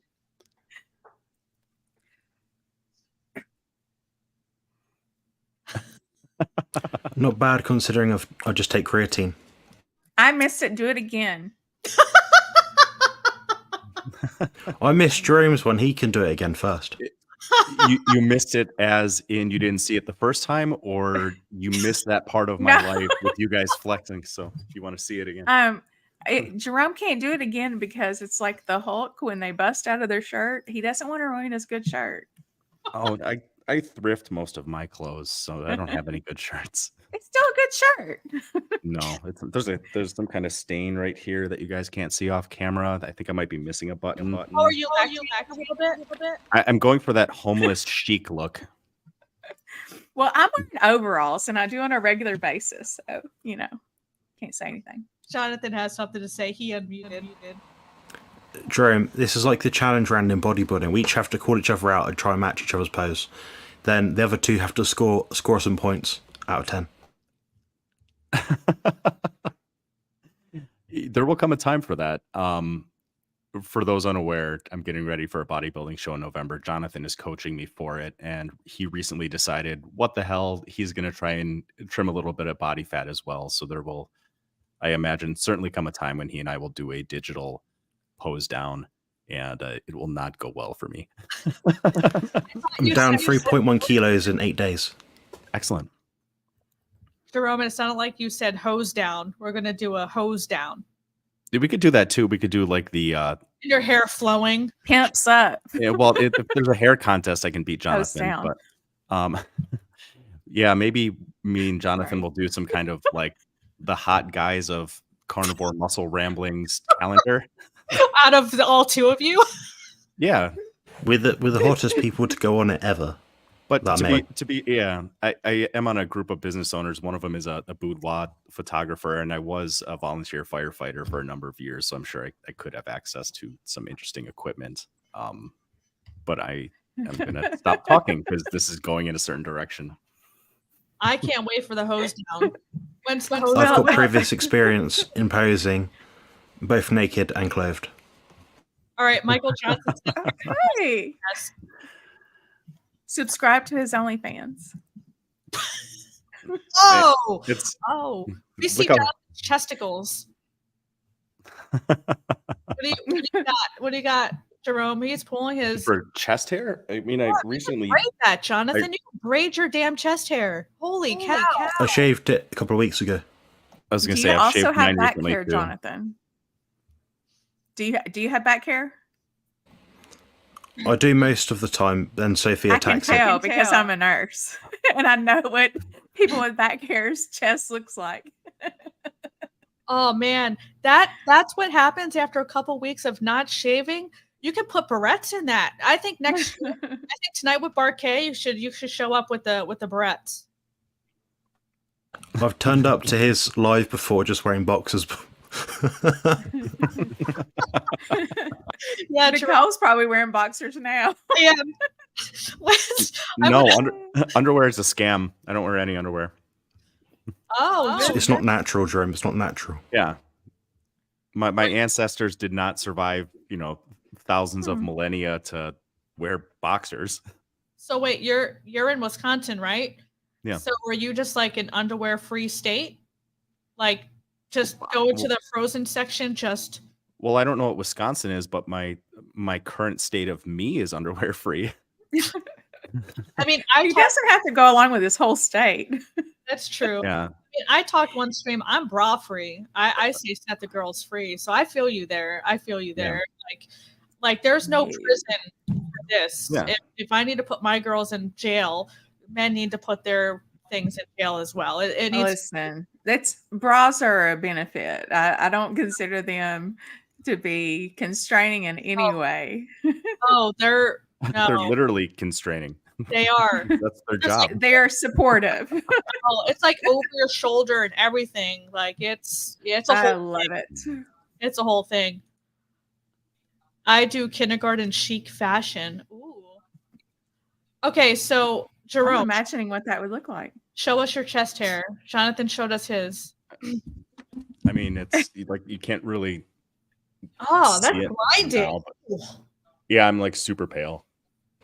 You look like a newborn pig. Thank you. I'll take that as a compliment. Wait, show us Piglet. Show us Piglet. Where's Piglet? Oh my God, where's Piglet? Yeah. Yeah, Utilize that's the- me. That's me right there.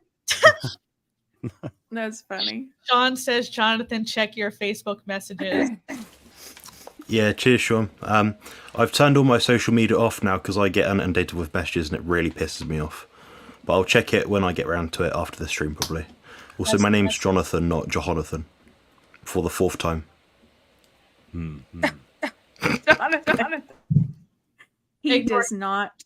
He's very particular about his name. You can call me anything. Some people call me Kim, Amy, Crystal, Yeah. whatever. I get Any called, 80s name will do. I get called Danielle all the time. It's fine. I wonder why. I don't know. Sana agrees though. Hashtag free the tatas for my girls in the chat. Should that be our new hashtag? Free the tatas. I'm down. Not me. Yeah. Look at that. That's Sean's biceps. Oh, That's pretty nice. legit. Excellent. Look at the forum as well and the bicep definition. Nice. I'll be well proud of that. Yeah, I have. That's sick.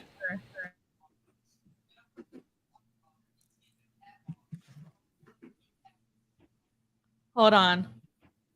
I need to redeem myself. I took a picture of my phone of my biceps and sent it to Jonathan because he's always asking people to flex. I think it's so he can show off himself. I ask people to do it when I'm not live, so that'd be against the purpose. But why do you ask people to do it? Question, not a question.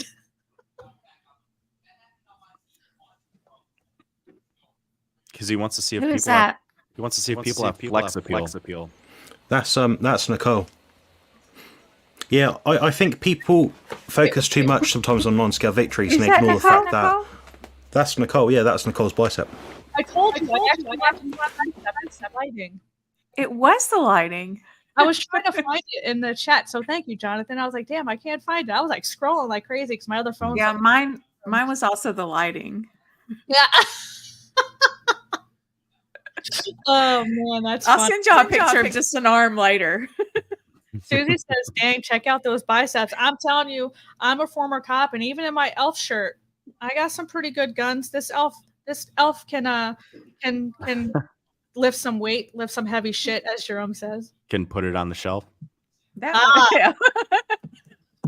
This elf was in the shower Yeah. earlier. I've been all over this house this morning. Elf on the shelf.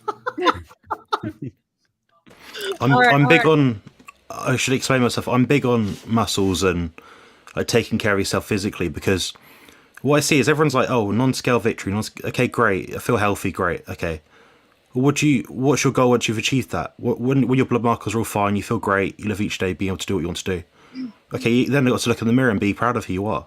So you can't ignore it. And I think that's in of itself is a non-scale victory. I mean, you don't have to build massive muscles, but you should at least aim to build a body or develop a body where you can look in the mirror and not feel completely like crap. Because that's just a miserable way to live. And I think, I don't know, there's too much emphasis on doing everything but developing a body that you look in the mirror and wanting you're proud of, I think. Yeah, 100%. That's what I'm working on now. I still have, so I was almost 100 pounds. I was probably about 85 pounds overweight. I was at almost 200 pounds at 5 feet short. So I've lost about 65 so far, maybe 70. So I have a little bit more to go, like maybe 15, 20 more, and then I'll be at my goal.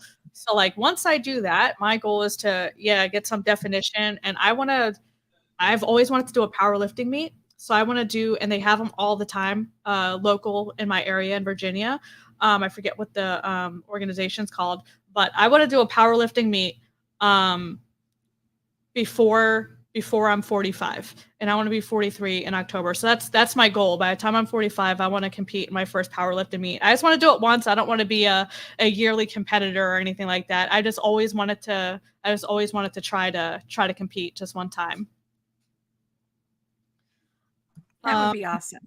Yeah. Well, it's never too early to get started with training some of those. And I know a lot of people that feel like they need to lose a lot of weight first before they hit the weights, but really to clear up a misconception that's still abundantly prevalent in the fitness industry, you can build muscle, in a calorie or food deficit.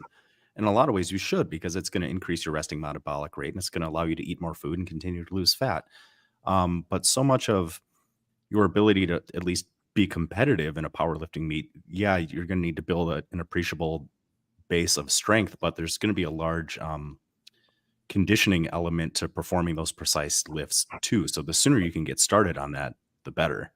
And if you're not consistently, lifting weights and maybe looking at trying to program in some kind of powerlifting type routine now, I would say you have plenty of time.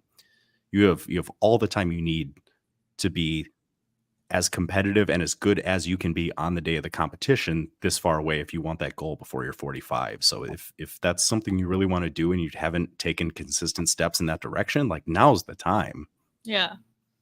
Yeah, no, 100%. And no, I totally 100% agree. Even though, bodybuilding and all that's not my wheelhouse. It's, yours and Jonathan's. But I want to drop the weight first because you know how most people have like rewards and it's usually food. Like for me reaching my goal, like the powerlifting meets my reward. Like that's Sure. how I plan to reward myself because it's been 2 years in the making to drop this damn weight.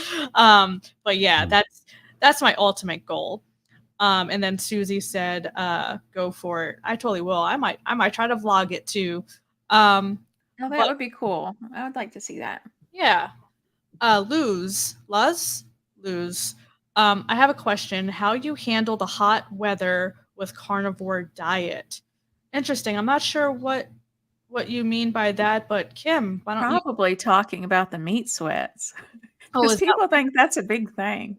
is that what you're talking about? I Luz? don't know. Talking the meat sweats. But do you have anything on that, Kim? Well, a lot of people like to eat lighter things in the summer, like sandwiches and cold cuts and things like that, when they're on a normal, diet, on a normal diet, standard American diet. So they can't really conceive of just having a big steak, midday before you go out to the pool or something. But I've actually found that it does really well for me because and I don't always eat a big steak. Sometimes I'll eat, a can of tuna or something, and then I'll go out to the pool and I don't get that when you get really, really hot, if you haven't had enough sugar and you're on a sugar burning diet, you feel really just like garbage. And I don't get that with carnivore.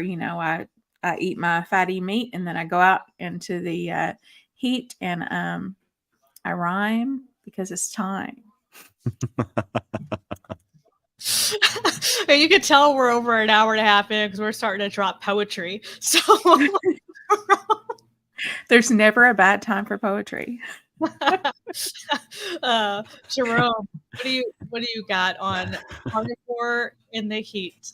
Well, I feel like if you're on the defense stand being accused of murder, that's probably a bad time for poetry. But I've never, the longer I do carnivore, the more temperature stable I am. And maybe it's just the area of the country that I live in, but I keep my thermostat off almost the entire year.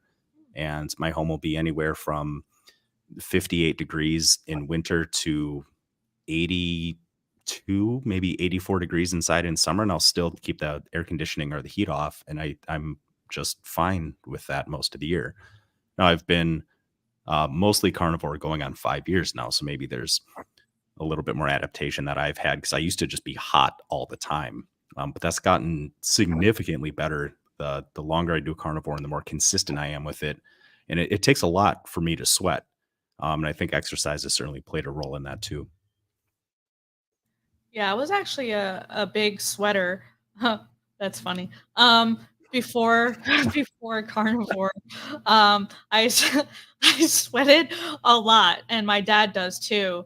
Always in the summer, I would have to change my shirt multiple times, but I'm finding that I don't go through shirts like I used to. I don't sweat like I used to, and I'm not saying I'm contributing all this to the carnivore diet. It's just something I'm noticing now that we're talking about this that yes, I still sweat a lot, but it's nowhere near the way it used to be prior to eating this way. So I don't know why that is. But for me, when it comes to this way of eating, I actually find I personally handle the heat physically a lot better. There are times I crave like because I used to eat the watermelon, like the refreshing things like Kim was getting at earlier because of the heat. When I have those inklings, I'll just eat. I'll just eat some because I do eat berries. I'll just eat strawberries or blueberries or whatever. But I used to go to town on watermelon and all that because you want that refreshing something in the heat. But that's just a hydration thing, not necessarily a refreshing thing. So for me, I find I actually handle the heat a little bit better now. What do you say, Mr. Pink? Yeah, I thought you'd like that. Luz Stefani, I believe, is a Spanish lady from Spain, funny enough, weighing 198.5 kilos, and she's a type 2 diabetic, apparently. That kind of tells me, one, she needs to be a bit more concerned, or at least focused, about tracking her nutrient intake, so at least her food grams, so her beef, eggs, dairy, whatever she's having, fish. Try and keep the protein under control. Protein has a high thermic effect, which means it'll basically cause more heat to dissipate from your body. And then an excess protein that she doesn't use for general building, restructuring tissues, will be converted into glucose, which also has a relatively high thermic effect. Added onto that, if she's still type 2 diabetic, it would suggest to me she's not progressed long enough on her journey. She's probably focused on just gradually lowering her weight in a slow and steady fashion. Other perhaps possible variables, that she has a high deuterium content in her cells, because if she's 198.5 kilos, chances are she's eaten a lot of food high in deuterium to get to that point, which suggests that she's got some mitochondrial dysfunction. Anytime you have that, you'll produce excess heat. So stick to the diet, lose weight that you can safely, have a handle on your food intake, track carefully, and that's pretty much it, without having a test, diagnosis, or a load of chats about stuff. Yeah. So I will say real quick, sorry, Nicole. I will say when I first started eating meat, particularly ribeye on an almost daily basis, I did notice there's definitely a thermogenic effect. I would be just feeling really overheated, especially at night. It was almost like a little hot flash, but I haven't had true hot flashes yet. I'm not that period in my life yet. But it was kind of, like it almost made me want to not do it. But I think more what it was I was still very, um, you know, insulinic and, um, you know, just my body was just not. I mean, I definitely have some mitochondrial dysfunction, per my functional medicine doctor, and that goes right along with metabolic syndrome and all that jazz. But I will say that I sweated way more than now when I was eating tons of carbs. When I would walk into work, I mean, I would be sweating in places I didn't know I had, didn't know it was possible to sweat. And now I almost never sweat. And I quite frequently walk into work now, like we have a stadium and we have to walk to the hospital. And it's, not a huge distance, but I mean, maybe about half a mile, I'm just guessing. And it's, it doesn't bother me at all now. So I don't sweat hardly at all. Yeah, that's the same. We have a couple comments like that as well. Susie says she often walks in the heat of the day. It's fine. My heat tolerance is way better. The same with Aggravator. I found the heat has little effect since being carnivore. I almost don't sweat anymore. Duke of York style. I used to be drenched as a fat carb burner. I used to be drenched as hell too as a sugar burner. Sean's in Phoenix. It's 115 and he hardly sweats at all. So yeah, so I don't know what the science behind all this is. I should probably look it up because now I'm curious. But yeah, I used to sweat like a mad woman, and I don't sweat nearly as much as I used to. Joseph, we've been at this for almost 2 hours, and I do want to be respectful of everyone's time. So if you do have questions, please do drop it in the chat. Otherwise, Joseph will be our last question. Speak now or forever hold your peace. I'll go. Okay, go ahead. Absolutely not. I mean, I would basically wouldn't be feeding the cancer if I did have it. We all probably have a little cancer pop up from time to time, and our body takes care of it because it doesn't always turn into like full blown cancer. But yeah, sugar feeds cancer, y'all. I mean, I don't know what you've been told, but sugar feeds cancer. Jerome. Yeah, you're talking about the Warburg effect. Essentially, that pretty much all cancer is dysfunctional mitochondria and has to feed almost exclusively on glucose. I'm not worried about getting cancer because I do believe that if I'm eating a species appropriate diet, it's going to put me in the best position to live the healthiest life that I can. Um, I do understand there is still a possibility I may get cancer someday, but I also try and live my life in such a way that if today is my last day, am I at peace with where I'm at? And are the interactions that I've had with people, if that was the last time I were to ever talk to them, see them, hug them, kiss them, whatever, am I good with that? And I try and live my life that way because I know that someday it will be. So I'm not worried about getting cancer. I hope to see my twilight years, but here in the States, 1 out of 3 people die in a car crash. And I go out and I still drive my car every single day. You know, the odds of me dying in a car accident are significantly higher than me getting cancer with the diet and lifestyle changes that I've implemented into my routine. Um, my concern is just living the best life that I can, however long that is, and having the highest quality relationships that I can have. What say you, Jonathan? Yeah, I think a better question would be, are any of you concerned about not being able to go to the gym whilst on the carnivore diet? For me, it's a much more substantially important thing, I think. Something else will get me much sooner than cancer would, to be honest. I don't expect to live the longest compared to the average human being. Based on, I'm a big guy, I'm tall, I don't have the best mitochondrial genetics. I've got titanium in my spine. I'm old. I'm quite tired. I'm quite easily wound up. So, yeah. There's other things I'm concerned about, but I think Jerome elaborated on it perfectly. Like, do you go to bed at night happy yourself? And if you left this earth right now, do you think you've made a significant impact on other people? And do you think you've achieved some sort of legendary status, whether that be superficially or in your immediate surroundings? And I think I have. So I've got everything to live for, basically.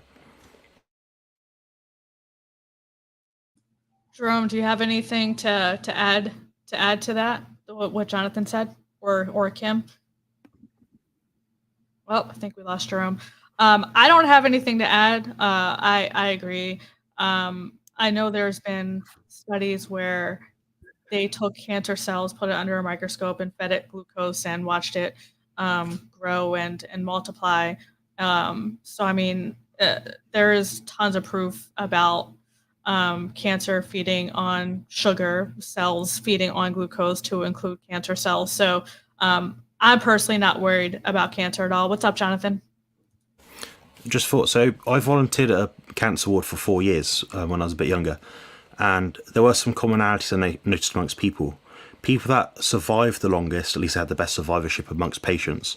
Bear in mind, these were palliative care ward people, patients. They're people that were there, and in most cases, they left within about 2 weeks. It's saying they departed present Earth, as you want to call it. The people that had the best survivorship often had whole foods, didn't eat junk food, didn't drink, and had their family visit them. So if you can implement that into your kind of lifestyle, which I'm pretty sure we all are doing, even right now as we're speaking, we're collaborating with other people, we have some kind of social connection, we're all following the best diet we possibly can. That's 2 of the things just alone, just through this one little setting. So yeah, that's what I have to add. And the sort of mechanism around that is not activating the Randall cycle, so you're not putting sugar and the fat in the system at one given time.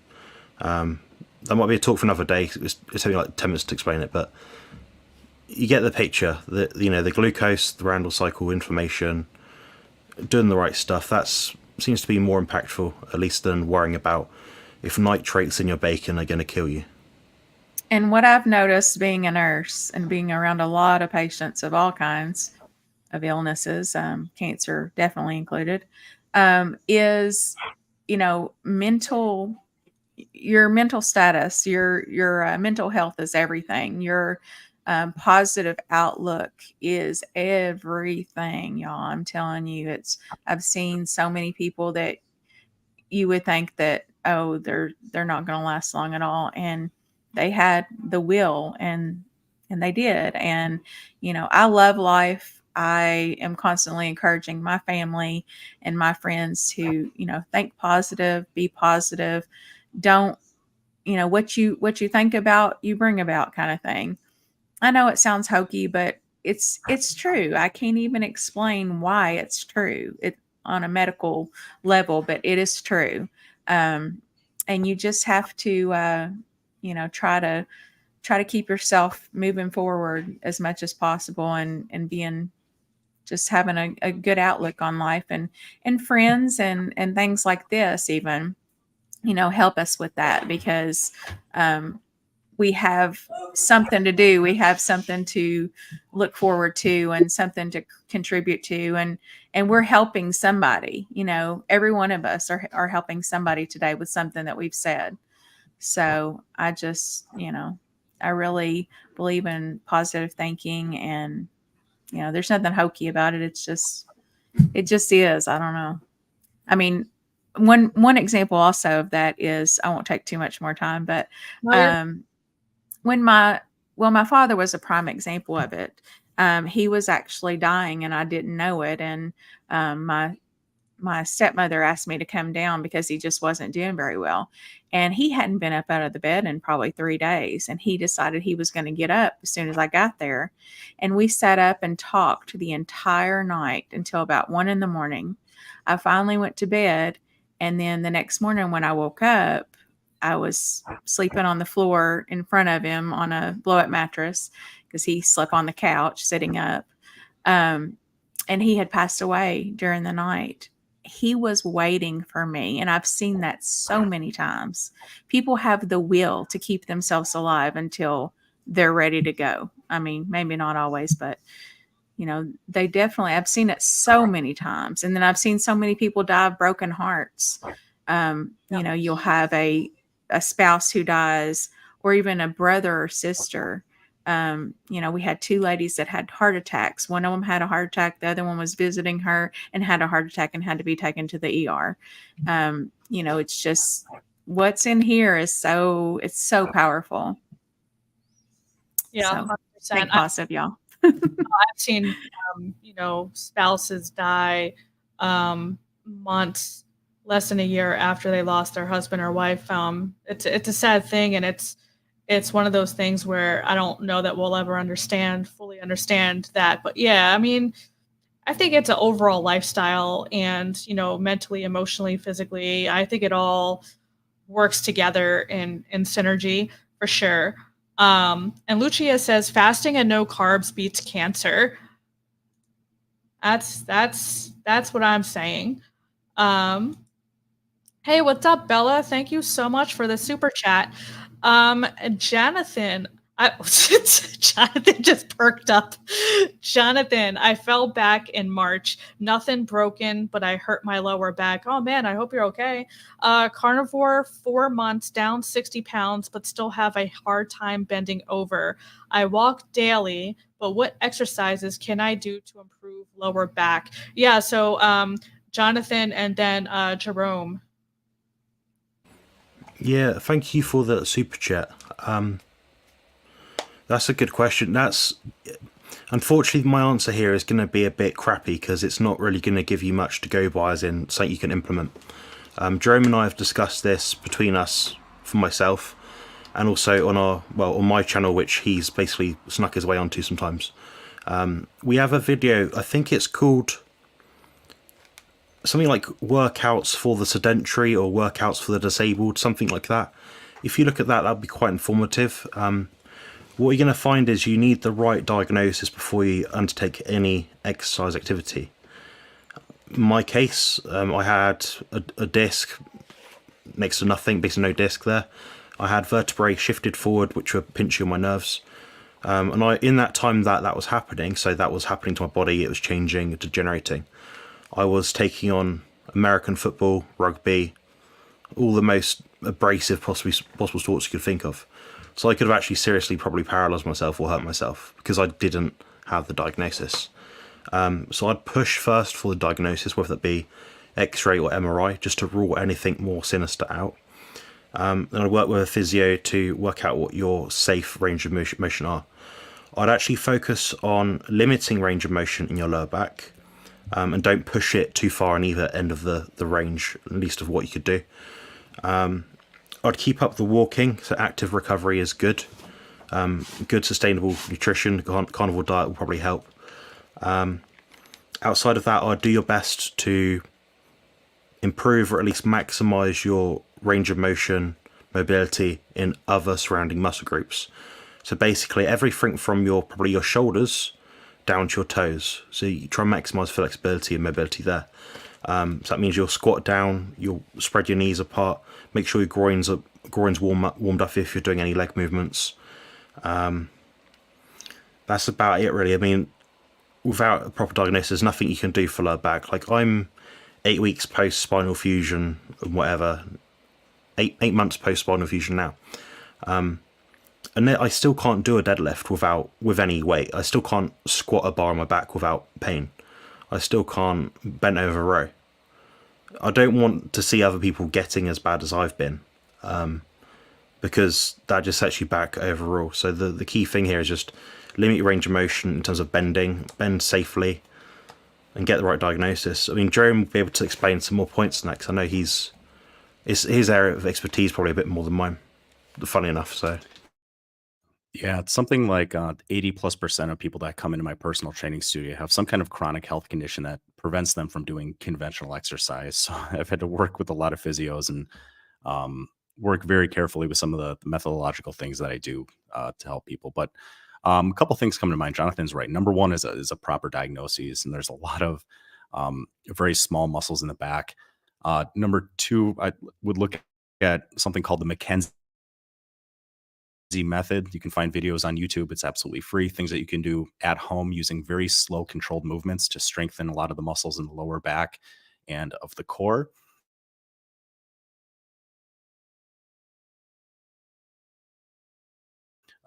Jonathan also correctly pointed out that tightness, and a lot of people will kind of feel that way. And the example I give is a lot of people struggle to bend over and touch their toes, and they'll feel a tightness in their hamstrings. But in that instance, because if you took these people, even though you try to touch your toes, you feel your hamstrings becoming really, really tight and almost painful. Your body is sensing that you're putting yourself in a position where there's potential risk, and it's tightening your hamstrings to keep you from bending over further. And if you were to take someone in this situation and put them on a leg curl machine, you would have zero issue doing a full range of movement, not a hamstring issue. The hamstrings are what's getting tight as a protective mechanism to keep you from getting hurt. And that's one reason why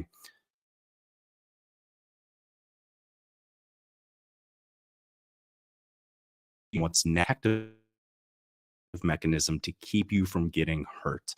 And something like 80% of back pain can be completely fixed with properly conducted strength training.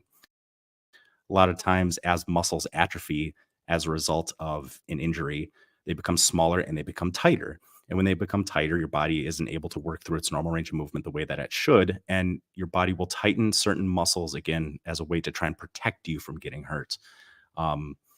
If you can find a gym and look for super slow gyms or look for MedX gyms in your area. MedX makes a lower back machine. They're really hard to find, but all torso extension that largely works the muscles of the lower back.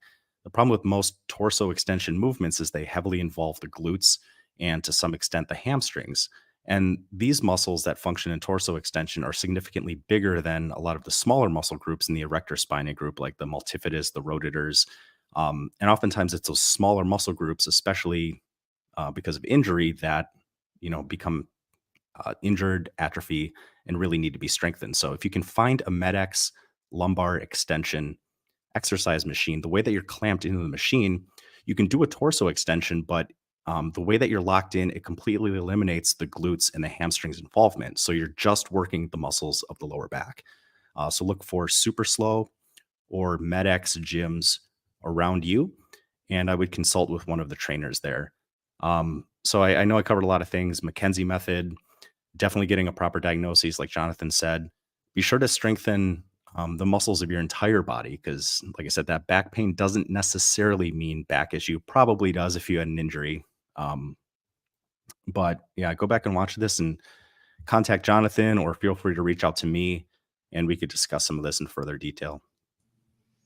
Yeah, thank you. Jonathan has to pop off. We do have one more question. So the three of us. I'll give my brief thoughts on it. Jerome will expand because we've had this question loads of times. So it'll be Primal Mike. Okay. Yeah, so personally, I'd keep my intake the same on every day. Unless you're training maybe once or twice a week, you might find that you gravitate towards more food at specific times versus others. I think ideally you'd keep your protein intake relatively stable. I think for the most part, changing these things around too much is perhaps less useful. It might be more useful if you're trying to cut for a bodybuilding competition where you're trying to be more precise about where you're timing your nutrients. But outside of that, assuming you're relatively lean, you're looking to train, build muscle, keep it all the same. The Jerome will finish it off. But I got. You cut out. See you guys soon. Take care. All right. See you, Jonathan. Cheers. Nicole, I don't know if you noticed when he cut out, I kept nodding. Yeah. You messed up. So again, I do want to be respectful of people's time here. Bella said she took notes. So thank you, Jerome, for answering that question in detail for Bella. And thanks again for the super chat. You are a rock star. I need some sounds for that. I got. Yeah. Yeah, you need like a quick like guitar solo. Yeah, something. After power chord.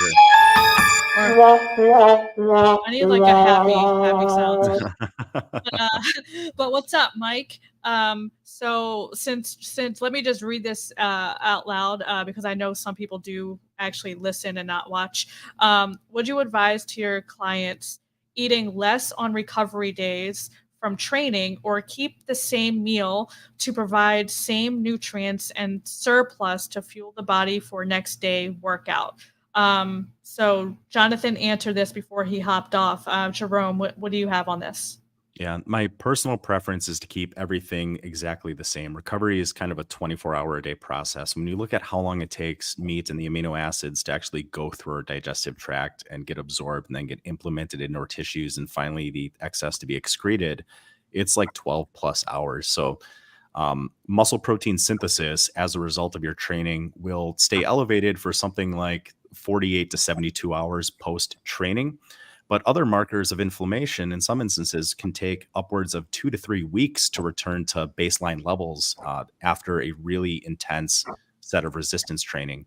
So I view it as recovery is a 24-hour a day process. It doesn't matter if you train that day. You're not actually burning a lot of calories through the physical activity of your training. And your training probably takes longer to recover from if it's significantly intense than most people tend to realize.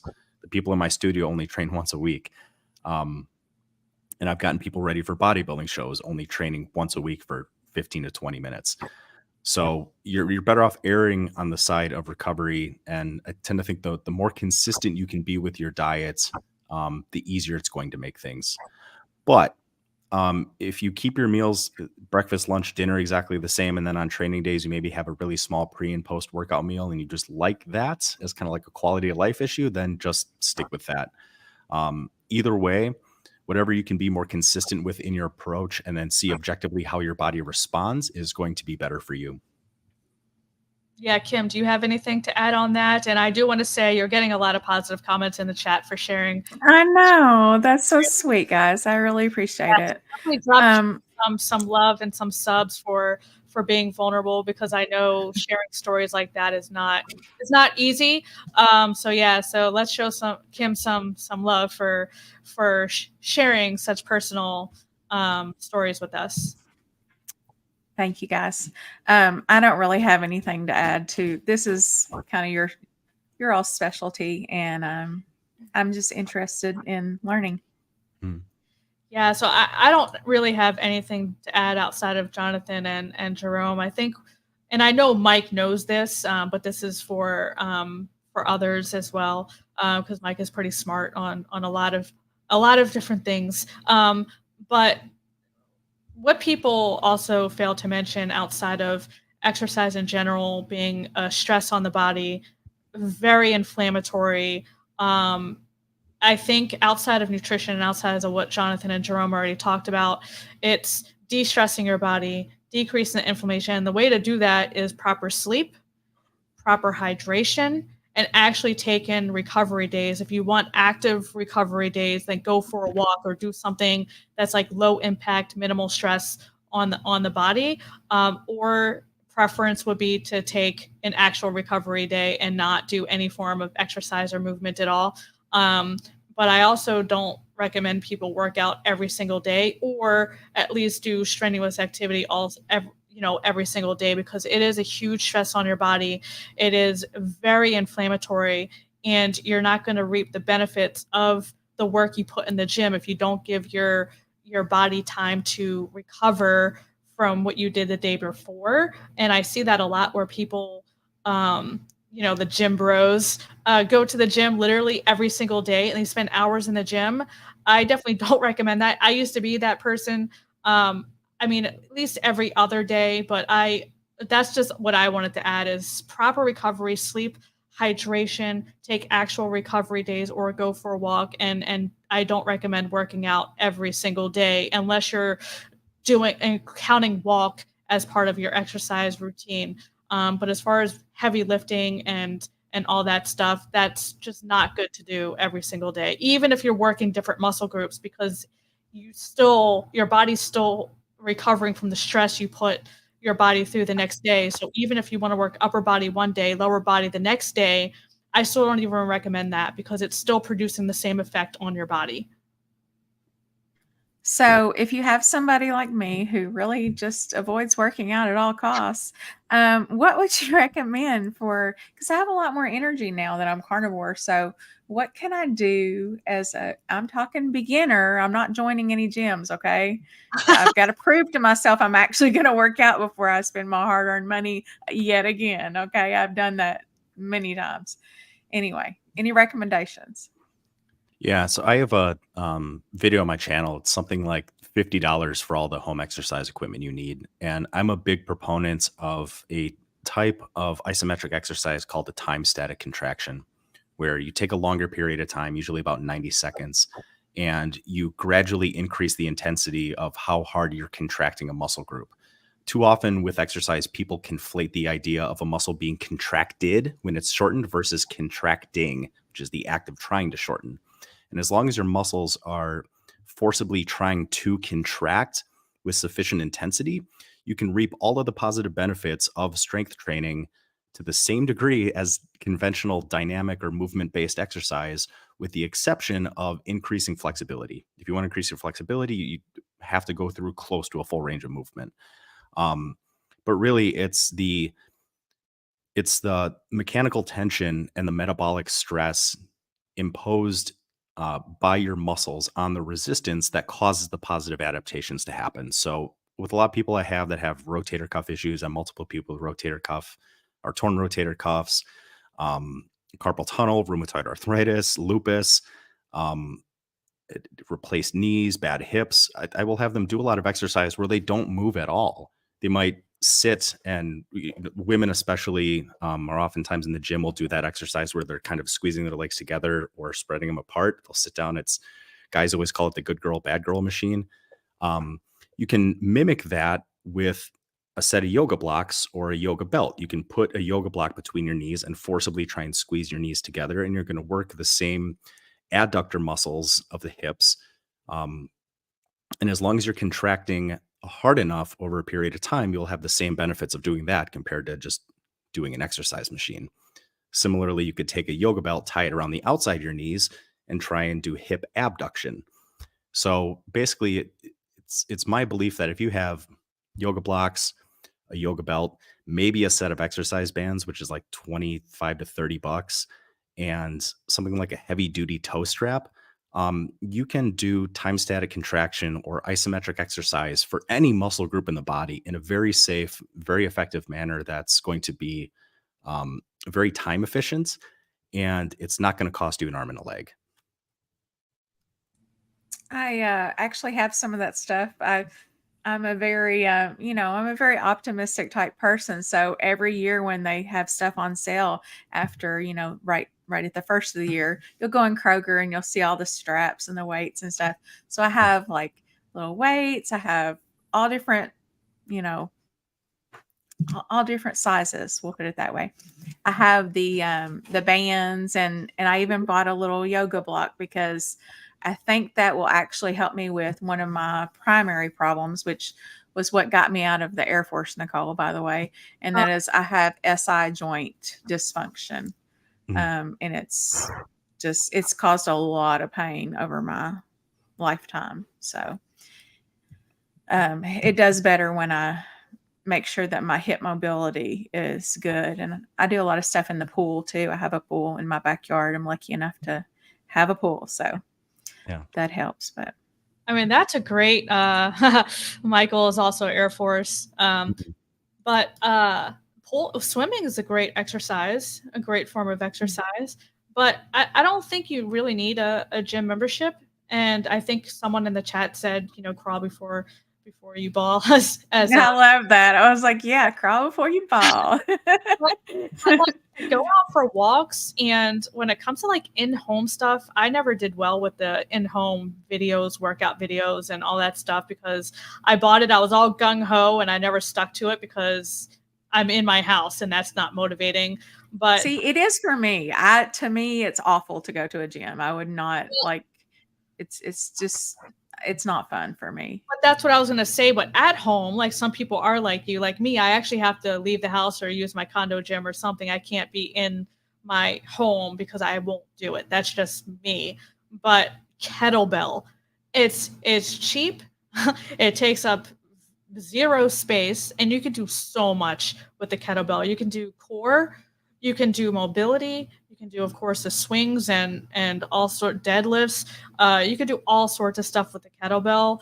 That's easiest. That's the best equipment, in my opinion, that you can get for in-home stuff because it's so versatile and you can do so much with it. But Jerome probably disagrees because he's laughing at me. Okay. So let me interject really quick because I'll forget this. 2 questions on the kettlebell thing. 1, do you need all different sizes, or would you just recommend getting one? And 2, why is a kettlebell better than like just, a big 10-pound weight that I have, or, whatever? So what do you got, Jerome? I'm not a fan of kettlebells. Especially the swings. I don't think people should do. The thing is, like, if you're doing a kettlebell swing, one, you have to generate a lot of force through the hips to get the weight lifted straight out ahead. And when you're in this position, you're holding a weight that you could not otherwise hold straight in front of you. And as that weight comes down, even keeping a perfectly straight arm, past a certain point, as that goes down, there'll be a large degree of traction that will affect the shoulder and will affect the elbow. Steve Maxwell, the guy that almost single-handedly popularized the use of the kettlebell in the United States, basically blames it for a lot of the hip issues that he and his wife has, and he doesn't recommend using kettlebells at all. But I have an interjection. So not just swings, I still think it's versatile because you have the handle. You can do deadlifts with it. Yep. You can do all sorts of stuff with it, not just swings. Yeah. I think that's a point I was thinking. If someone were to use a kettlebell in the same manner as a dumbbell or a barbell, then I think it's far more important in how you use it than what the actual tool is itself. The way that I exercise and the way that I recommend people exercise is very, very slow movement, very low force, very low impact, but high effort, high intensity. I do not think exercise should ever be performed quickly or explosively, and there are safety reasons for that. Now, I also understand, due to the nature of my studio, most people I have are 55 plus, have health issues. I have 3 people over 80 that I strength train, so I understand I'm a little bit biased towards safety. Can a kettlebell or any other piece of equipment be used safely to produce positive changes within the body? Yes. Is it necessarily the most effective and efficient tool to get a job done? It depends on the tool, and it depends how you use it. Yeah, and Susan, would stretch band be good? I have some left over from physio after double knee replacement surgery. Yeah, could be. The issue with any kind of resistance bands is they have what's called a positive resistance curve. As you stretch a band out, it becomes harder and harder to stretch as it goes out. But muscles, depending on what exercise you're doing, have what's called a strength curve. They produce more or less amounts of torque as they're going through their natural range of movement. And if the resistance curve from your equipment doesn't closely approximate the strength curve of the muscle group that you're using, a lot of times you'll find positions during that exercise where it can be really hard. Maybe you can only do a leg extension with that band out past a certain points, and then it just doesn't feel right. It's too much force. And it can kind of limit the effectiveness of an exercise. So in that context, if you can tie it tight enough, I would recommend a timed static contraction protocol like leg extension and leg curl for the knee. Or you could get something like a heavy duty toe strap. I recommend you can get a 2-pack of what's called the forearm forklift on Amazon for 25 or $30. And it has a tensile strength of like thousands of pounds, like more than you'll ever use. And just this one heavy duty strap, you can exercise any single muscle group in the body if you're intelligent with how you set it up. Did you just say forklift? Forearm forklift is the name of the product. What the hell is a forearm forklift? I'm thinking the construction equipment forklift. No, it's like I don't even know what a toe strap is. So it's like a heavy, it's almost like a big canvas belt with loops in it. And the idea is if you're going to move appliances with people, if you're moving, you put this thing, you slide it over your arms, it goes under your appliance, and then you just kind of bend your arms and walk like this, and you can lift really heavy things without loading your biceps. It's loaded. I have seen one of those. Yeah, it's a way for two people to move something very, very heavy. But because it has loops on it, you could conceivably stand on it, slide it over your wrists, and do an isometric bicep curl. You could lay on the ground and do an isometric chest press. You could tie it around your hips and do an isometric squat or a calf raise. Isometric exercise is criminally underrated when performed correctly. And for a piece of equipment that you get 2 straps for $30, I think it's the single most underrated piece of equipment somebody could buy if they want to start producing positive changes within their health and their physique. I do think that, isometric exercises are greatly underrated. And that's primarily why I want to start here at home. And, maybe if I'll have to earn the gym membership, if I can actually keep it up. We'll go to the hotel gym in Kentucky. You can work out with me. Yeah. And if Hey, we somebody- need to televise that as well. Because that'll be funny. And if someone wants to go to the gym, I have nothing against that. I just think in terms of just strength and body composition and the other positive benefits that you can reap from exercise, improved body composition, improved strength, improved joint composition, improved cardiovascular benefits, all of those can be obtained, in my opinion, to the same degree in a much safer and much more effective approach using something like a time static contraction compared to conventional dynamic exercise. How you perform an exercise is significantly more important than the exact equipment you're using. So people way over obsessed. They think that they have to go to the gym. They have to do bench squat, deadlifts, Bulgarian split squats, Turkish get-ups. We're kind of taught that we have to do these certain things, but your muscles only know tension. And if the tension is high enough, and if you're pushing your body hard enough, you will create the stimulus for a positive adaptation. And then the rest just happens in recovery. Nice. Well, thank you for dropping that knowledge. I know you more than answered Bella's question. I apologize. No, you're good. No, you're good. This was No, definitely. thank you. I appreciate it. Also. Yeah, I wouldn't have been able to talk in that detail with when it comes to that stuff. That's your wheelhouse. So go to town all you want. And then Sean said suitcase deadlifts. Yeah, or some people use like the gallon water jugs and stuff. Just use things that you have at home. But I will ask Jerome and Kim if you guys have any last parting words. I definitely appreciate you guys. And sorry, Jonathan had to hop off a little early, but I definitely appreciate you guys joining me on this random chat and live reaction. So, do you guys have anything you want to end with before we say good afternoon or good evening to everyone? Go, Jerome. Sorry, I had my mic muted. For the last thing in the chat, are there any videos on how to do the straps that he's using? There's a whole YouTube channel called MBPT Isometric Studio, and I'll put it in the chat.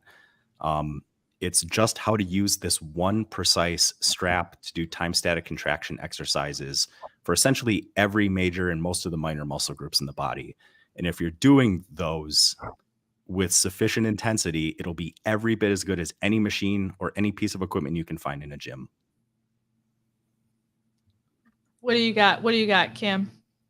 So I don't really have a lot to add to this, but I'm very intrigued about the possibility of me maybe doing a little bit of exercise, at least going for some walks.